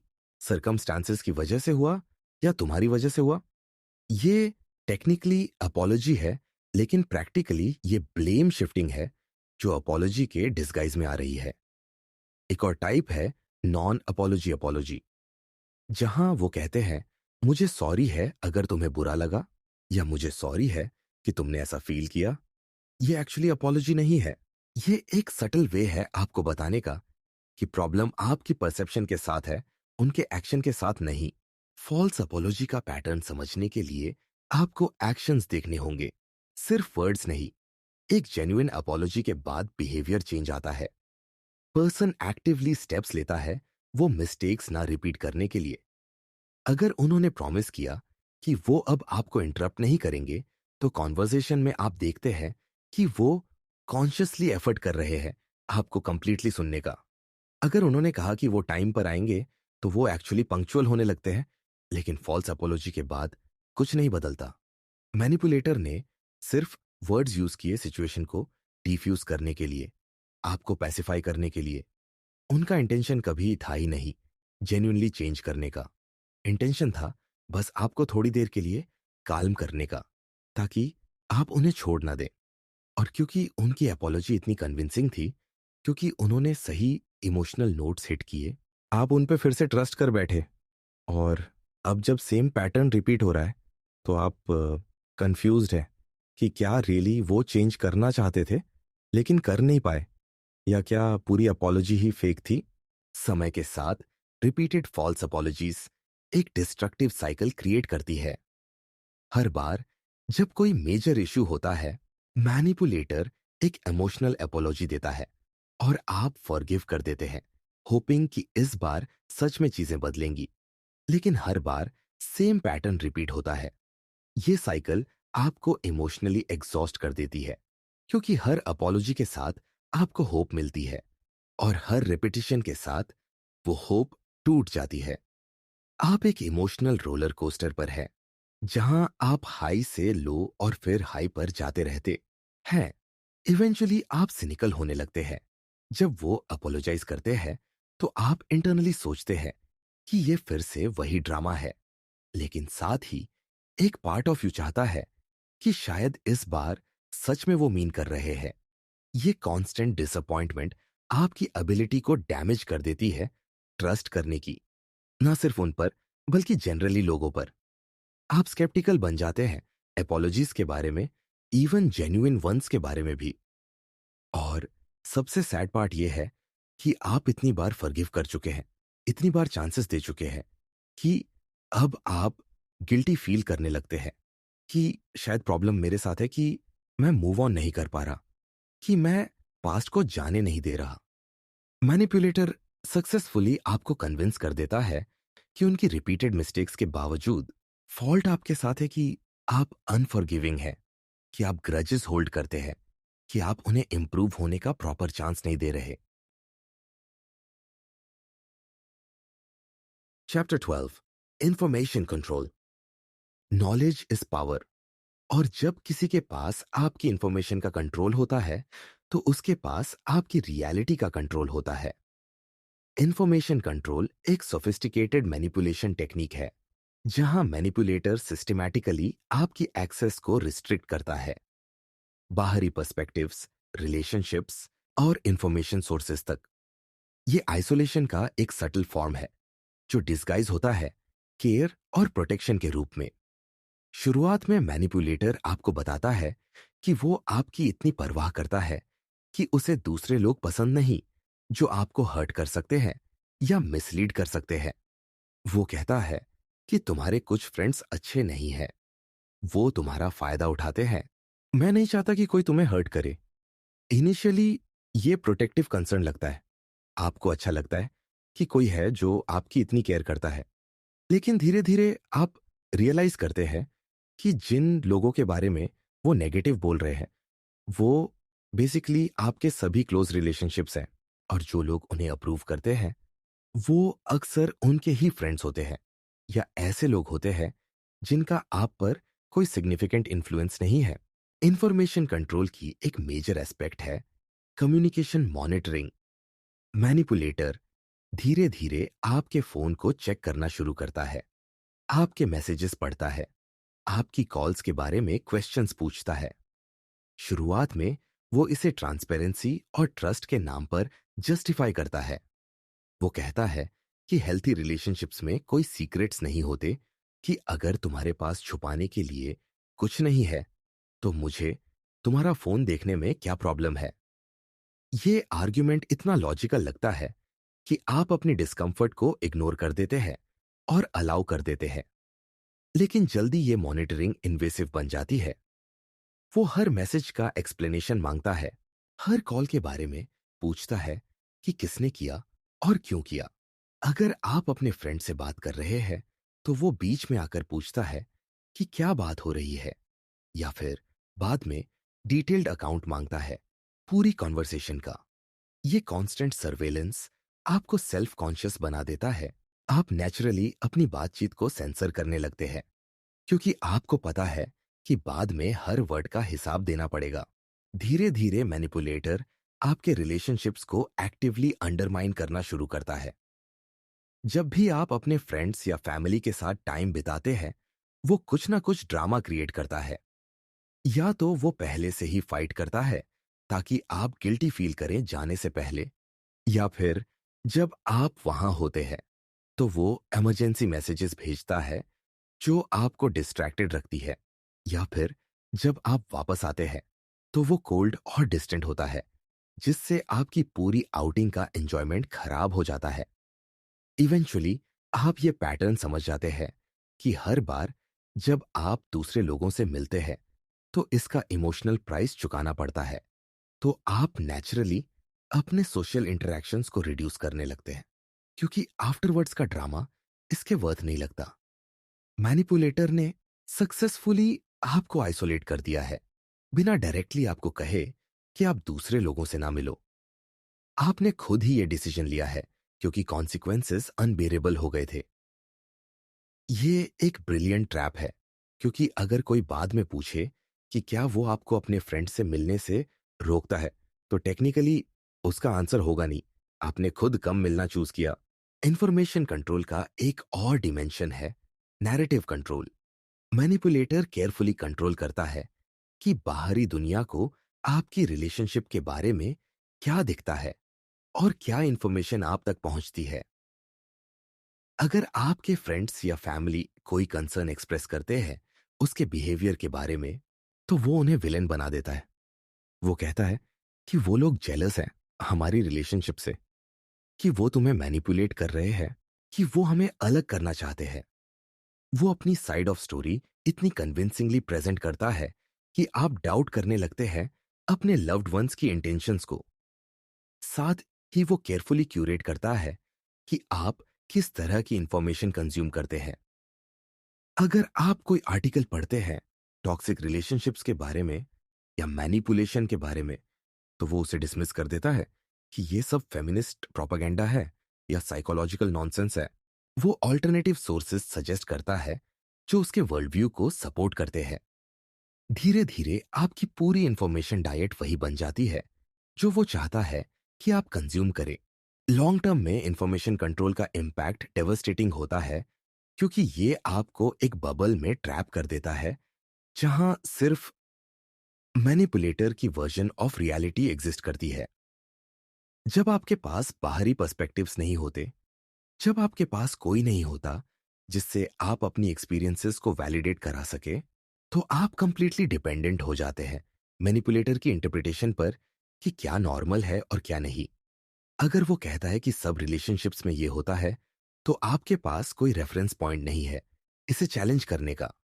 अगर वो कहता है कि आप ओवर सेंसिटिव हैं, तो आपके पास कोई दूसरी ओपिनियन नहीं है जो आपको बताए कि नहीं, आपकी फीलिंग्स वैलिड है। आप एक एको चेंबर में रहने लगते हैं जहां सिर्फ एक ही वॉइस है, और वो है मैनिपुलेटर की। ये आइसोलेशन सिर्फ फिजिकल नहीं है, ये इंटेलेक्चुअल और इमोशनल भी है। आपकी एबिलिटी इंडिपेंडेंट थिंकिंग की, क्रिटिकल एनालिसिस की, सब कुछ इरोड हो जाती है, क्योंकि आपके पास डाइवर्स पर्सपेक्टिव्स और इंफॉर्मेशन सोर्सेस की एक्सेस नहीं रहती। आप एक प्रिजनर बन जाते हैं एक ऐसी रियलिटी में जो मैनिपुलेटर ने केयरफुली कंस्ट्रक्ट की है आपके अराउंड। और क्योंकि आपको बाहरी दुनिया से कट ऑफ कर दिया गया है, इसलिए आपको रियलाइज भी नहीं होता कि ये रियलिटी कितनी डिस्टॉर्टेड है। Chapter 13, the competence undermining. Self confidence एक बहुत पावरफुल चीज है। जब आपको अपनी एबिलिटीज पर ट्रस्ट होता है, तो आप इंडिपेंडेंट डिसीजंस ले सकते हैं, आप अपनी लाइफ कंट्रोल कर सकते हैं, और आप किसी पर अननेसेसरीली डिपेंडेंट नहीं होते। मैनिपुलेटर ये समझता है, इसलिए वो सिस्टेमैटिकली आपकी कॉम्पिटेंस को अंडरमाइन करता है, आपके सेल्फ कॉन्फिडेंस को तोड़ता है, ताकि आप उस पर डिपेंडेंट बन जाएं। कॉम्पिटेंस अंडरमाइनिंग एक ग्रेजुअल प्रोसेस है जहां आपकी एबिलिटीज, आपके डिसीजंस और आपकी इंटेलिजेंस को कॉन्स्टेंटली क्वेश्चन किया जाता है और क्रिटिसाइज्ड किया जाता है, अंटिल आप जेन्युइनली बिलीव करने लगते हैं कि आप इनकॉम्पिटेंट हैं और आपको गाइडेंस की जरूरत है हर चीज के लिए।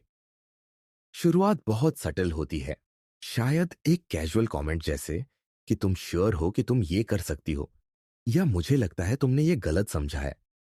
इनिशियली ये हेल्पफुल कंसर्न की तरह लगता है। आपको लगता है कि वो बस आपकी हेल्प करना चाहते हैं बेटर डिसीजंस लेने में। लेकिन धीरे धीरे ये कमेंट्स फ्रीक्वेंट और हार्श होने लगते हैं।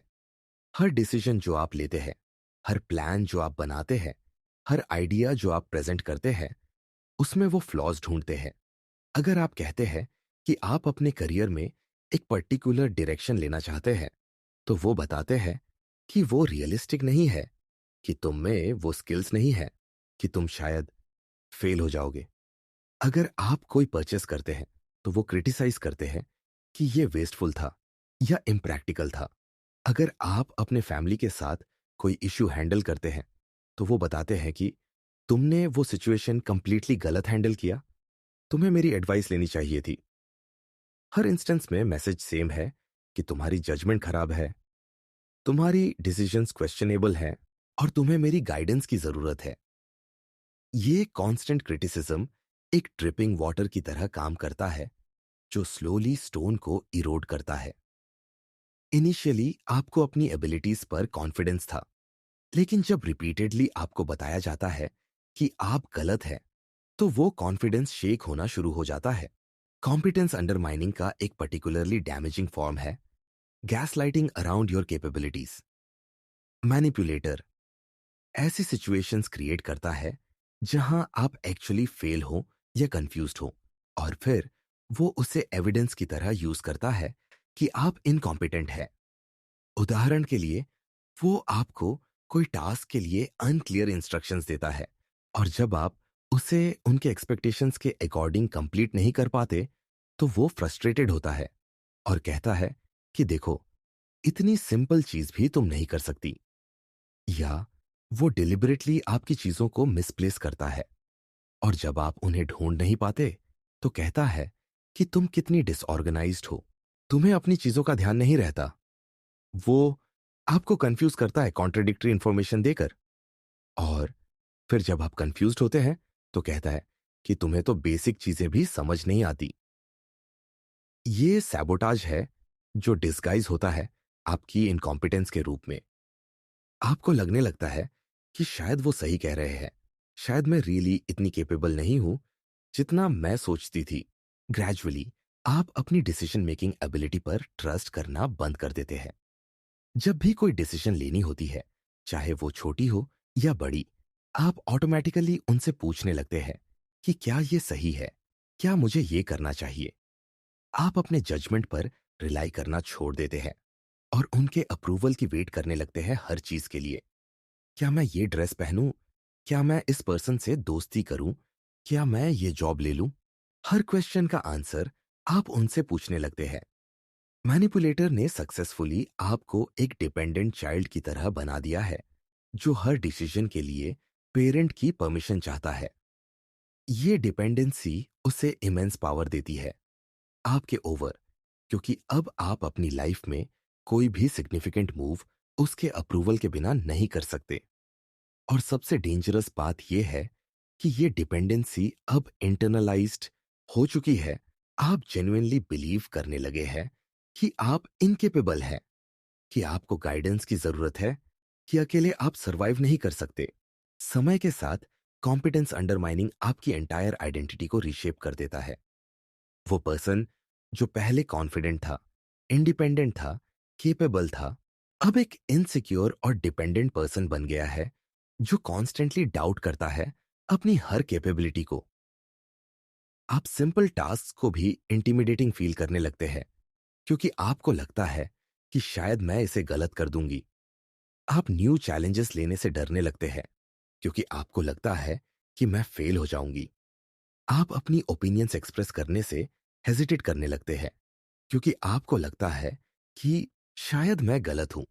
मैनिपुलेटर ने सक्सेसफुली एक लर्न्ड हेल्पलेसनेस क्रिएट कर दी है, जहां आप बिलीव करते हैं कि आप अपनी लाइफ कंट्रोल नहीं कर सकते, कि आपको समवन एल्स की जरूरत है आपको गाइड करने के लिए, आपके लिए डिसीजंस लेने के लिए। ये साइकोलॉजिकल पैरालिसिस आपको रिलेशनशिप में ट्रैप कर देता है, क्योंकि आपको जेन्युइनली लगता है कि अगर मैं इस पर्सन को छोड़ दूंगी तो मैं अकेले सरवाइव नहीं कर पाऊंगी, मैं अपनी लाइफ मैनेज नहीं कर पाऊंगी। रियलिटी ये है कि आप परफेक्टली केपेबल थे। मैनिपुलेटर ने बस सिस्टमैटिकली आपके कॉन्फिडेंस को डिस्ट्रॉय किया है, ताकि आप उस पर डिपेंडेंट रहे और कभी उसे छोड़ने के बारे में ना सोचें। Chapter 14, false equivalence. मोरलिटी और अकाउंटेबिलिटी की बात जब आती है तो कॉन्टेक्स्ट और प्रोपोर्शनैलिटी बहुत मैटर करती है। सभी मिस्टेक्स इक्वल नहीं होती, सभी ट्रांसग्रेशंस को सेम वेट नहीं दिया जा सकता। लेकिन मैनिपुलेटर एक टेक्निक यूज करता है जिसे कहते हैं फॉल्स इक्विवेलेंस, जहां वो वास्टली डिफरेंट सिवेरिटी के एक्शंस को इक्वेट करता है ताकि अपनी सीरियस रॉन्ग डूइंग्स को मिनिमाइज कर सके।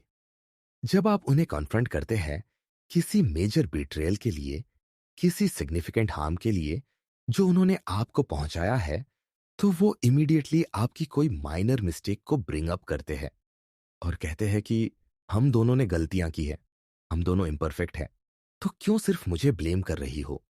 वो एक मॉरल इक्विवेलेंस क्रिएट करते हैं, जहां उनका मेजर ट्रांसग्रेशन और आपकी माइनर मिस्टेक को सेम लेवल पर रखा जाता है। ये एक डिस्ट्रैक्शन टेक्निक है और साथ ही एक वे है अकाउंटेबिलिटी से एस्केप करने का।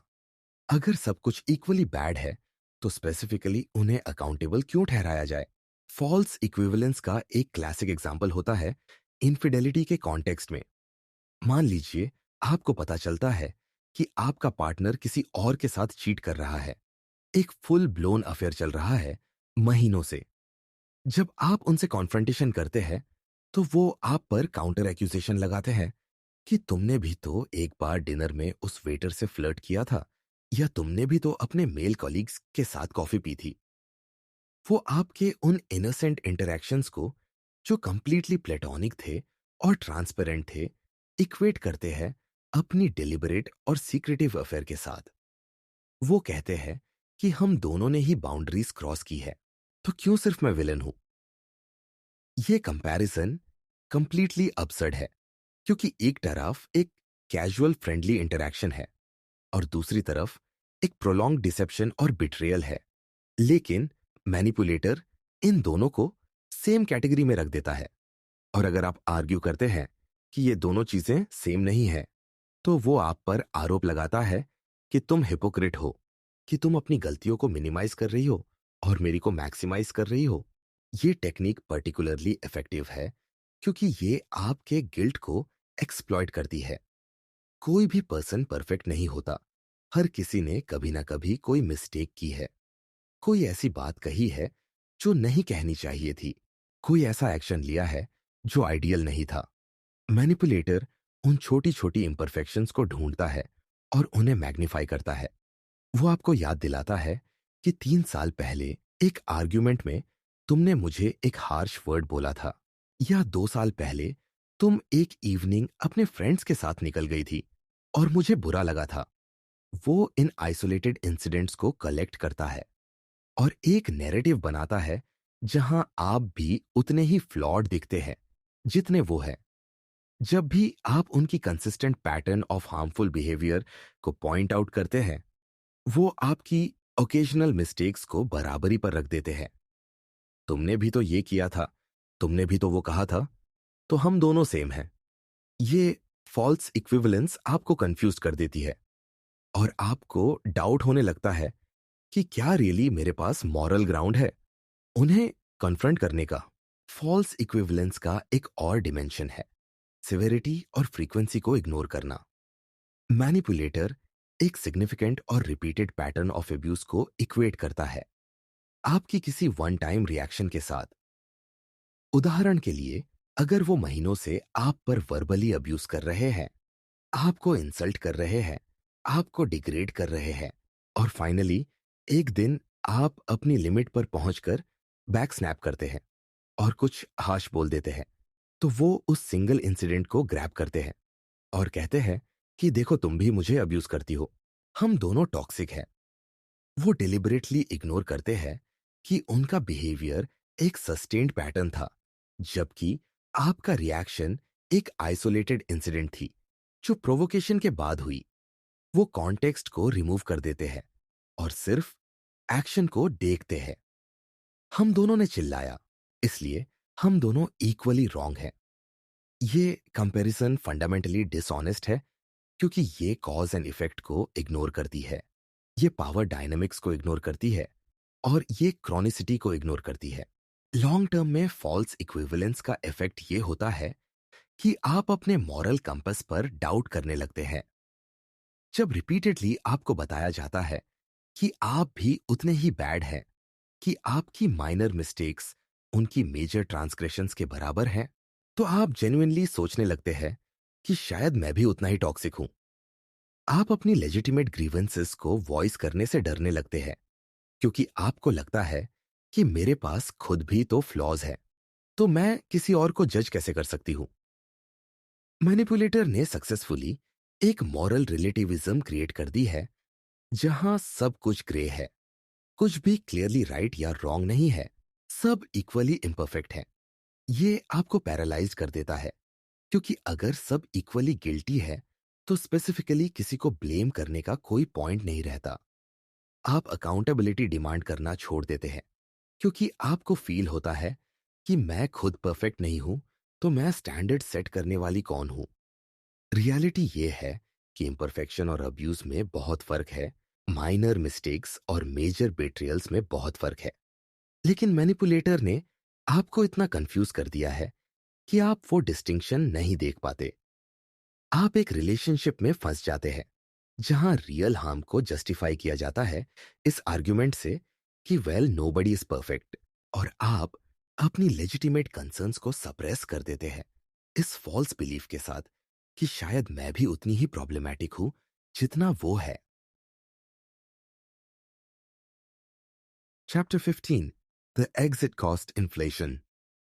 किसी भी रिलेशनशिप को छोड़ना आसान नहीं होता, खासकर जब उसमें टाइम, इमोशंस और रिसोर्सेज इन्वेस्ट किए हो।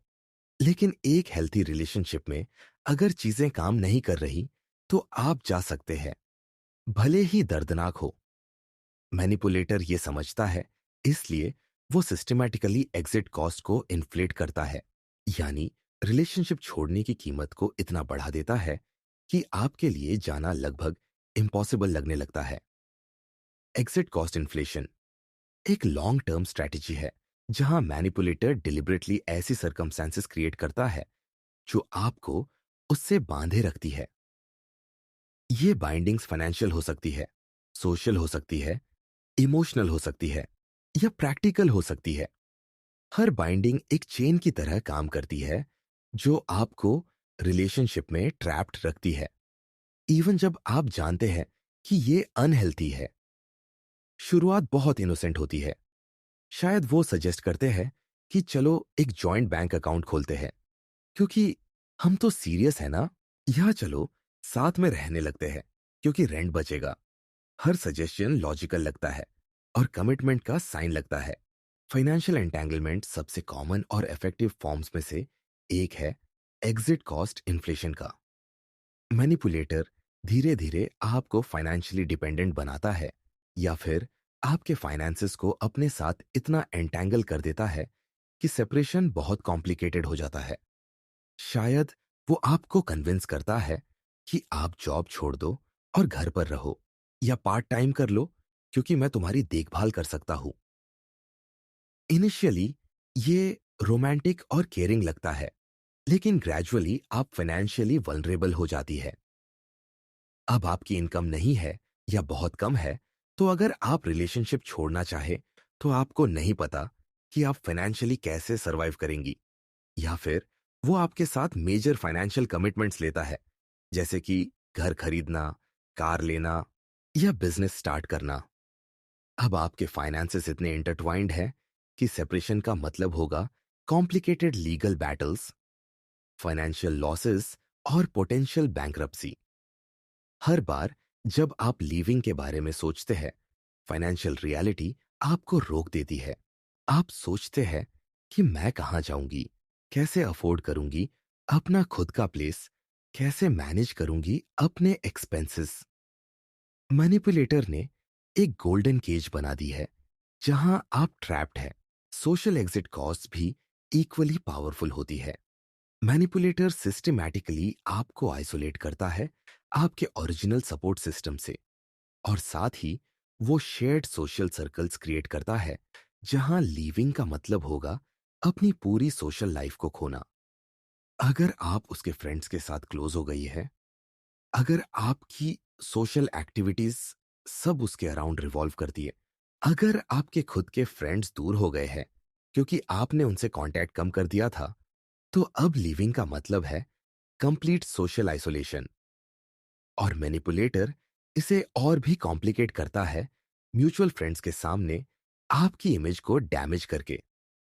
वो सटली आपके बारे में नेगेटिव चीजें बोलता है, आपको अनस्टेबल या प्रॉब्लमैटिक के रूप में पेंट करता है, ताकि अगर आप कभी छोड़ें तो लोग उसकी साइड लें, न कि आपकी।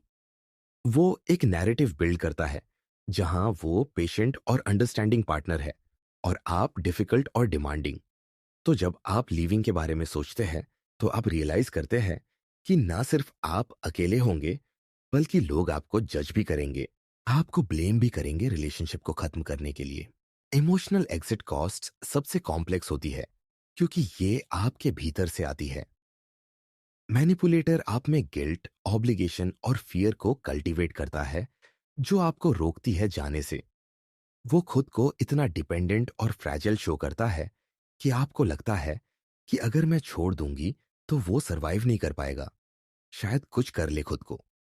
वो डायरेक्टली या इनडायरेक्टली सुसाइड के हिंट्स देता है, या बताता है कि तुम ही मेरी जिंदगी में एक अच्छी चीज हो, तुम्हारे बिना मेरा कुछ नहीं। ये मैसिव गिल्ट आप पर डाल देता है। आप सोचती है कि मैं इस पर्सन को कैसे छोड़ सकती हूं जो इतना मुझ पर डिपेंडेंट है। अगर कुछ हो गया तो मैं खुद को कभी माफ नहीं कर पाऊंगी। या फिर वो संक कॉस्ट फैलेसी को एक्सप्लॉइट करता है। वो आपको याद दिलाता है कि हमने इतने साल साथ बिताए हैं, इतना कुछ साथ इन्वेस्ट किया है, क्या सब कुछ वेस्ट कर देंगे? आप सोचती है कि मैंने अपने 20s के सारे साल इस रिलेशनशिप में दिए हैं। अगर अब छोड़ दूं, तो वो समय वेस्ट हो जाएगा। ये फ्लॉड लॉजिक है, क्योंकि पास्ट इन्वेस्टमेंट को जस्टिफाई नहीं करनी चाहिए फ्यूचर सफरिंग को। लेकिन इमोशनली ये बहुत पावरफुल होता है। प्रैक्टिकल एग्जिट कॉस्ट्स वो एवरीडे लॉजिस्टिक्स है जो लीविंग को कॉम्प्लिकेटेड बनाती है। अगर आप साथ रहते हैं तो लीज पर दोनों के नाम है, फर्नीचर और बिलोंगिंग्स मिक्स्ड है। शायद पेट्स हैं जिनकी कस्टडी का सवाल है। अगर आपके चिल्ड्रन हैं तो ये और भी कॉम्प्लिकेटेड हो जाता है, क्योंकि अब सिर्फ आपके बारे में नहीं है, बच्चों के फ्यूचर के बारे में भी सोचना है। मैनिपुलेटर इन प्रैक्टिकल कॉम्प्लिकेशंस को बढ़ाता है। वो इंश्योर करता है कि इंपॉर्टेंट डॉक्यूमेंट्स उसके पास हों, कि फाइनेंशियल अकाउंट्स पर उसका कंट्रोल हो, कि आपके पास अपना कोई इंडिपेंडेंट बेस ना हो। जब आप लीविंग के बारे में प्रैक्टिकली सोचती है, तो आपको ओवरवेल्म होती है उन सारी चीजों से जो करनी पड़ेंगी। मुझे नया प्लेस ढूंढना होगा, सिक्योरिटी डिपॉजिट अरेंज करना होगा, सामान शिफ्ट करना होगा, यूटिलिटीज ट्रांसफर करने होंगे, एड्रेस चेंज करना होगा हर जगह। ये सब इतना डॉन्टिंग लगता है कि आप प्रोक्रेस्टिनेट करती है, सोचती है कि शायद बाद में, जब मैं ज्यादा प्रिपेयर्ड हूं। लेकिन वो परफेक्ट टाइम कभी नहीं आता, क्योंकि मैनिपुलेटर इंश्योर करता है कि हमेशा कोई ना कोई कॉम्प्लिकेशन हो। समय के साथ ये सारी एग्जिट कॉस्ट्स कंबाइन होकर एक इनसरमाउंटेबल बैरियर बन जाती है। आप ट्रैप्ड फील करती है, ना सिर्फ फिजिकली या फाइनेंशियली, बल्कि साइकोलॉजिकली भी। आपका ब्रेन ऑटोमेटिकली सारे रीजंस कैलकुलेट करने लगता है कि क्यों लिविंग पॉसिबल नहीं है। मेरे पास पैसे नहीं है, मेरे पास कोई नहीं है जहां जा सकूं, लोग क्या कहेंगे, बच्चों पर क्या असर होगा, मैं अकेले कैसे मैनेज करूंगी, क्या मैं एक क्विटर हूं जो इतने सालों को वेस्ट कर रही हूं। हर क्वेश्चन एक वेट है जो आपको रिलेशनशिप में एंकर कर रहा है। मैनिपुलेटर ने सक्सेसफुली एक सिचुएशन क्रिएट कर दी है जहां स्टेइंग इजियर लगता है लीविंग से, भले ही स्टेइंग का मतलब है कंटिन्यूड सफरिंग। ये एक ट्रैजिक आयरनी है कि आप एक ऐसी रिलेशनशिप में ट्रैप्ड है जो आपको अनहैप्पी बना रही है, आपको हर्ट कर रही है। लेकिन लीविंग की कॉस्ट इतनी हाई फील होती है कि आप वहीं रहती है, होपिंग कि शायद चीजें बेहतर हो जाएं, नोइंग डीप डाउन कि वो नहीं होंगी। एग्जिट कॉस्ट इन्फ्लेशन का अल्टीमेट गोल यही है कि आप इतना ओवरवेल्म्ड फील करें लीविंग के प्रोस्पेक्ट से, कि आप ट्राई भी ना करें, कि आप परमानेंटली रिजाइंड हो जाएं अपनी सिचुएशन को। और मैनिपुलेटर को पता है कि अब आप कहीं नहीं जा रही, क्योंकि जाने की कीमत आपने इतनी हाई कैलकुलेट कर ली है कि वो अनपेएबल लगती है। कंक्लूजन, तो ये थे वो कॉम्प्लेक्स मैनिपुलेशन टेक्निक्स जिनके बारे में हमने बात की इस जर्नी में। डबल बाइंड से लेकर एग्जिट कॉस्ट इन्फ्लेशन तक, हर टेक्निक एक केयरफुली क्राफ्टेड ट्रैप है जो आपकी साइकोलॉजी को एक्सप्लॉइट करती है, आपकी वल्नरेबिलिटीज को टारगेट करती है, और आपको एक ऐसी रियलिटी में फंसा देती है जो मैनिपुलेटर ने आपके लिए बनाई है। इन सब टेक्निक्स की एक कॉमन थ्रेड है, और वो है ये कि सब आपको डाउट कराती है, अपने परसेप्शन पर, अपनी जजमेंट पर, अपनी रियलिटी पर। मैनिपुलेशन का कोर एसेंस यही है कि विक्टिम को उसकी खुद की सैनिटी पर डाउट हो जाए। जब आप अपने आप पर ट्रस्ट नहीं करते, जब आप अपनी फीलिंग्स को वैलिडेट नहीं कर पाते, जब आप अपनी एक्सपीरियंसेस को क्वेश्चन करने लगते हैं, तो आप वल्नरेबल हो जाते हैं कंट्रोल के लिए। मैनिपुलेटर को पता है कि अगर आप अपनी रियलिटी पर कॉन्फिडेंट है, तो आप उसे होल्ड अकाउंटेबल कर सकते हैं, आप बाउंड्री सेट कर सकते हैं, और इवेंचुअली आप लीव भी कर सकते हैं। इसलिए सारी टेक्निक्स का अल्टीमेट गोल है आपके सेल्फ ट्रस्ट को डिस्ट्रॉय करना। लेकिन यहां एक पावरफुल ट्रूथ है जो हर विक्टिम को जानना चाहिए। रिकग्निशन ही सबसे पहला और सबसे इंपॉर्टेंट स्टेप है फ्रीडम की तरफ। जब आप इन पैटर्न्स को आइडेंटिफाई कर पाते हैं, जब आप समझ पाते हैं कि जो हो रहा है वो नॉर्मल रिलेशनशिप डायनामिक्स नहीं है, बल्कि डिलिबरेट मैनिपुलेशन है, तो आपके पास एक फ्रेमवर्क आ जाता है अपनी एक्सपीरियंसेस को मेक सेंस करने का। आप रियलाइज करते हैं कि प्रॉब्लम आपके साथ नहीं है, आप क्रेजी नहीं है, आप ओवर सेंसिटिव नहीं है। प्रॉब्लम है मैनिपुलेशन के साथ जो सिस्टमैटिकली आप पर यूज हो रही है। ये रियलाइजेशन इनक्रेडिबली लिबरेटिंग होता है क्योंकि ये आपको आपकी सैनिटी वापस देता है। जब आप जानते हैं कि आपके साथ क्या हो रहा है, तो आप उसे नेम कर सकते हैं। और जब आप किसी चीज को नेम कर सकते हैं, तो वो कम फ्राइटनिंग हो जाती है, कम कंफ्यूजिंग हो जाती है। आपके एक्सपीरियंसेस को वैलिडेशन मिलता है और आप समझ पाते हैं कि आपकी फीलिंग्स और परसेप्शंस वैलिड थे। मैनिपुलेटर ने बस आपको कन्विंस किया था कि वो नहीं थे। अगर आप इन पैटर्न्स को अपनी लाइफ में रिकॉग्नाइज कर रहे हैं, अगर आपको लग रहा है कि आप किसी ऐसी रिलेशनशिप में हैं जहां ये टेक्निक्स यूज हो रही है, तो सबसे पहली और इंपॉर्टेंट बात है अपने आप पर ट्रस्ट करना। ट्रस्ट करिए अपनी गट फीलिंग को जो आपको बता रही है कि कुछ गलत है। ट्रस्ट करिए अपनी परसेप्शंस को जो आपको दिखा रही है कि जो हो रहा है वो नॉर्मल नहीं है। ट्रस्ट करिए अपनी फीलिंग्स को जो आपको बता रही है कि आप हर्ट हो रहे हैं, मैनिपुलेट हो रहे हैं। आपका इंट्यूशन आपका सबसे पावरफुल टूल है और मैनिपुलेशन का पूरा गेम ही इस बात के अराउंड है कि आपको अपनी इंट्यूशन से डिस्कनेक्ट किया जाए। जब आप अपनी इनर वॉइस को फिर से सुनना शुरू करते हैं, जब आप अपनी रियलिटी को रिक्लेम करते हैं, तो आपने पहला स्टेप ले लिया है मैनिपुलेशन से बाहर निकलने का। दूसरी इंपॉर्टेंट बात है आउटसाइड पर्सपेक्टिव लेना। मैनिपुलेशन थ्राइव करता है आइसोलेशन में, जब आपके पास कोई नहीं होता जो आपको बता सके कि ये नॉर्मल नहीं है। इसलिए बहुत जरूरी है कि आप अपने ट्रस्टेड फ्रेंड्स या फैमिली मेंबर्स से बात करें या प्रोफेशनल हेल्प लें, थेरेपिस्ट या काउंसलर से जो मैनिपुलेशन और अब्यूज को समझते हैं। जब आप अपनी एक्सपीरियंसेस को किसी और के साथ शेयर करते हैं, जब आप बाहरी पर्सपेक्टिव सुनते हैं, तो आपको क्लैरिटी मिलती है। आपको रियलाइज होता है कि जो आप झेल रहे हैं वो एक्सेप्टेबल नहीं है, कि आप डिजर्व करते हैं बेटर ट्रीटमेंट। आउटसाइड वैलिडेशन आपको स्ट्रेंथ देता है अपने परसेप्शंस पर ट्रस्ट करने की, और ये आपको करेज देता है नेसेसरी स्टेप्स लेने की। चाहे वो स्टेप्स हो बाउंड्रीज सेट करने की, कॉन्फ्रंटेशन करने की, या अल्टीमेटली रिलेशनशिप को छोड़ने की, आपको सपोर्ट सिस्टम की जरूरत होती है। अकेले ये जर्नी बहुत डिफिकल्ट है, लेकिन जब आपके पास लोग हैं जो आपको बिलीव करते हैं, जो आपको सपोर्ट करते हैं, तो आपके लिए फॉरवर्ड मूव करना पॉसिबल हो जाता है। तीसरी क्रूशियल बात है ये समझना कि मैनिपुलेशन में फंसना आपकी वीकनेस नहीं है, बल्कि ये आपकी ह्यूमैनिटी का इंडिकेशन है। मैनिपुलेटर्स स्पेसिफिकली टारगेट करते हैं एम्पैथेटिक लोगों को, कंपैशनेट लोगों को, ट्रस्टिंग लोगों को, क्योंकि ये क्वालिटीज एक्सप्लॉइट करने में आसान होती है। अगर आप मैनिपुलेट हुए हैं, तो इसका मतलब नहीं कि आप वीक हैं या स्टूपिड है। इसका मतलब है कि आप एक डिसेंट ह्यूमन बीइंग है जिसके अच्छे क्वालिटीज को किसी ने एडवांटेज के लिए यूज किया। इसमें शेम फील करने की कोई बात नहीं है। जो शेम होनी चाहिए वो मैनिपुलेटर को फील होनी चाहिए, विक्टिम को नहीं। लेकिन ऑफ्टन विक्टिम्स अपने आप को ब्लेम करते हैं, सोचते हैं कि मैंने कैसे इतना सब टॉलरेट कर लिया, मुझे पहले कैसे नहीं दिखा, मैं कैसे इतना ब्लाइंड थी। ये सेल्फ ब्लेम डिस्ट्रक्टिव है और ये आपको स्टक रखता है। इंस्टेड अपने आप के साथ कंपैशनेट रहिए।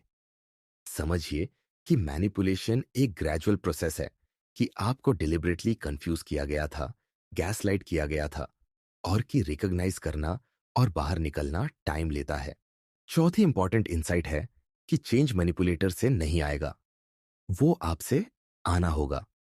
ऑफ्टन विक्टिम्स होप करते रहते हैं कि शायद मैनिपुलेटर रियलाइज करेगा, शायद वो चेंज करेगा, शायद थेरेपी से या लव से या टाइम से चीजें बेटर हो जाएंगी।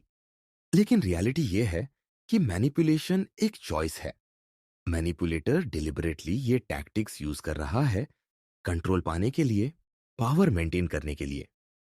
वो नहीं बदलेगा जब तक उसे खुद चेंज करने की जेन्युइन डिजायर ना हो, और वो विलिंग ना हो एक्सटेंसिव थेरेपी और सेल्फ वर्क करने के लिए। आप उसे चेंज नहीं कर सकते, आप उसे फिक्स नहीं कर सकते, आप उसे लव नहीं कर सकते अच्छा बनने के लिए। ये एक हार्ड ट्रूथ है, लेकिन एक लिबरेटिंग ट्रूथ भी है, क्योंकि जब आप समझ जाते हैं कि चेंज उनसे नहीं आएगा, तो आप अपनी एनर्जी शिफ्ट कर सकते हैं। आप फोकस कर सकते हैं अपने आप को चेंज करने पर, अपनी सिचुएशन को चेंज करने पर, अपनी बाउंड्रीज को एनफोर्स करने पर या रिलेशनशिप से बाहर निकलने पर। आपकी पावर है अपने लाइफ के डिसीजंस में, न कि उनके बिहेवियर को कंट्रोल करने में। और फाइनली, सबसे इंपॉर्टेंट मैसेज जो मैं आपको देना चाहूंगा वो ये है कि आप डिजर्व करते हैं एक रिलेशनशिप जहां आपको मैनिपुलेट ना किया जाए, जहां आपकी रियलिटी को वैलिडेट किया जाए, जहां आपकी बाउंड्रीज को रिस्पेक्ट किया जाए, जहां आप सेफ फील करें, वैल्यूड फील करें, लव्ड फील करें जेन्युइनली। आप डिजर्व करते हैं एक पार्टनर जो आपको सपोर्ट करे ना कि अंडरमाइन करे, जो आपको एम्पावर करे ना कि कंट्रोल करे, जो आपके साथ ट्रांसपेरेंट हो ना कि मैनिपुलेटिव। अगर आप करंटली एक मैनिपुलेटिव रिलेशनशिप में हैं, तो प्लीज जान लीजिए कि बेटर पॉसिबल है। लाइफ मैनिपुलेशन के बाहर एग्जिस्ट करती है, और वो लाइफ ज्यादा पीसफुल है, ज्यादा ऑथेंटिक है, ज्यादा जॉयफुल है। लीविंग डिफिकल्ट होगी, पेनफुल होगी, स्केरी होगी, लेकिन स्टेइंग और भी ज्यादा पेनफुल है लॉन्ग टर्म में। हर दिन जो आप एक मैनिपुलेटिव रिलेशनशिप में बिताते हैं, वो एक दिन है जो आप अपनी रियल लाइफ से चुरा रहे हैं, अपनी ऑथेंटिक हैप्पीनेस से चुरा रहे हैं। तो ये थी हमारी जर्नी मैनिपुलेशन की डार्क वर्ल्ड में। मुझे होप है कि इस वीडियो ने आपको क्लैरिटी दी है, वैलिडेशन दी है, और मोस्ट इंपॉर्टेंटली स्ट्रेंथ दी है। अगर आप इन सिचुएशंस में हैं, याद रखिए कि अवेयरनेस ही सबसे पहला वेपन है मैनिपुलेशन के अगेंस्ट। अब जब आप इन पैटर्न्स को जानते हैं, आप ज्यादा इक्विप्ड है उन्हें आइडेंटिफाई करने के लिए अपनी लाइफ में या दूसरों की लाइफ में। आप हेल्प कर सकते हैं किसी को जो इसमें फंसा है, या आप प्रोटेक्ट कर सकते हैं अपने आप को फ्यूचर मैनिपुलेशन से। नॉलेज पावर है, और आपके पास अब वो नॉलेज है। इस वीडियो को उन लोगों के साथ शेयर कीजिए जिन्हें इसकी जरूरत हो सकती है। कभी कभी एक वीडियो, एक आर्टिकल, एक कॉन्वर्सेशन वो ट्रिगर पॉइंट बन सकता है जो किसी को रियलाइजेशन दे कि उनके साथ क्या हो रहा है। आप किसी की लाइफ चेंज कर सकते हैं सिंपली इस इंफॉर्मेशन को शेयर करके। विस्पर ट्रूथ्स पर हम ऐसे ही डीप साइकोलॉजिकल टॉपिक्स को एक्सप्लोर करते रहेंगे, उन सच्चाइयों को उजागर करते रहेंगे जो अक्सर छुपी रहती है। अगर आपको ये कंटेंट वैल्यूएबल लगा, अगर इसने आपको कुछ सिखाया, कुछ रियलाइज कराया, तो प्लीज इस चैनल को सब्सक्राइब कर लीजिए और बेल आइकॉन प्रेस कर दीजिए ताकि आप हमारी नेक्स्ट वीडियोस मिस ना करें। लाइक भी कर दीजिएगा, क्योंकि ये हमें मोटिवेट करता है और ज्यादा लोगों तक ये इंपॉर्टेंट इंफॉर्मेशन पहुंचाने में हेल्प करता है। कमेंट सेक्शन में अपने थॉट्स शेयर कीजिए अगर आपके कोई क्वेश्चंस हैं, या अगर आप चाहते हैं कि हम किसी स्पेसिफिक टॉपिक को कवर करें।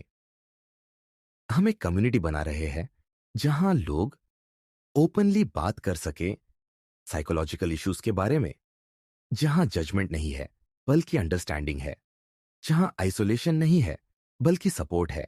अंत में, अगर आप करंटली एक मैनिपुलेटिव या अब्यूसिव रिलेशनशिप में हैं और आपको हेल्प की जरूरत है, तो प्लीज प्रोफेशनल हेल्प लीजिए।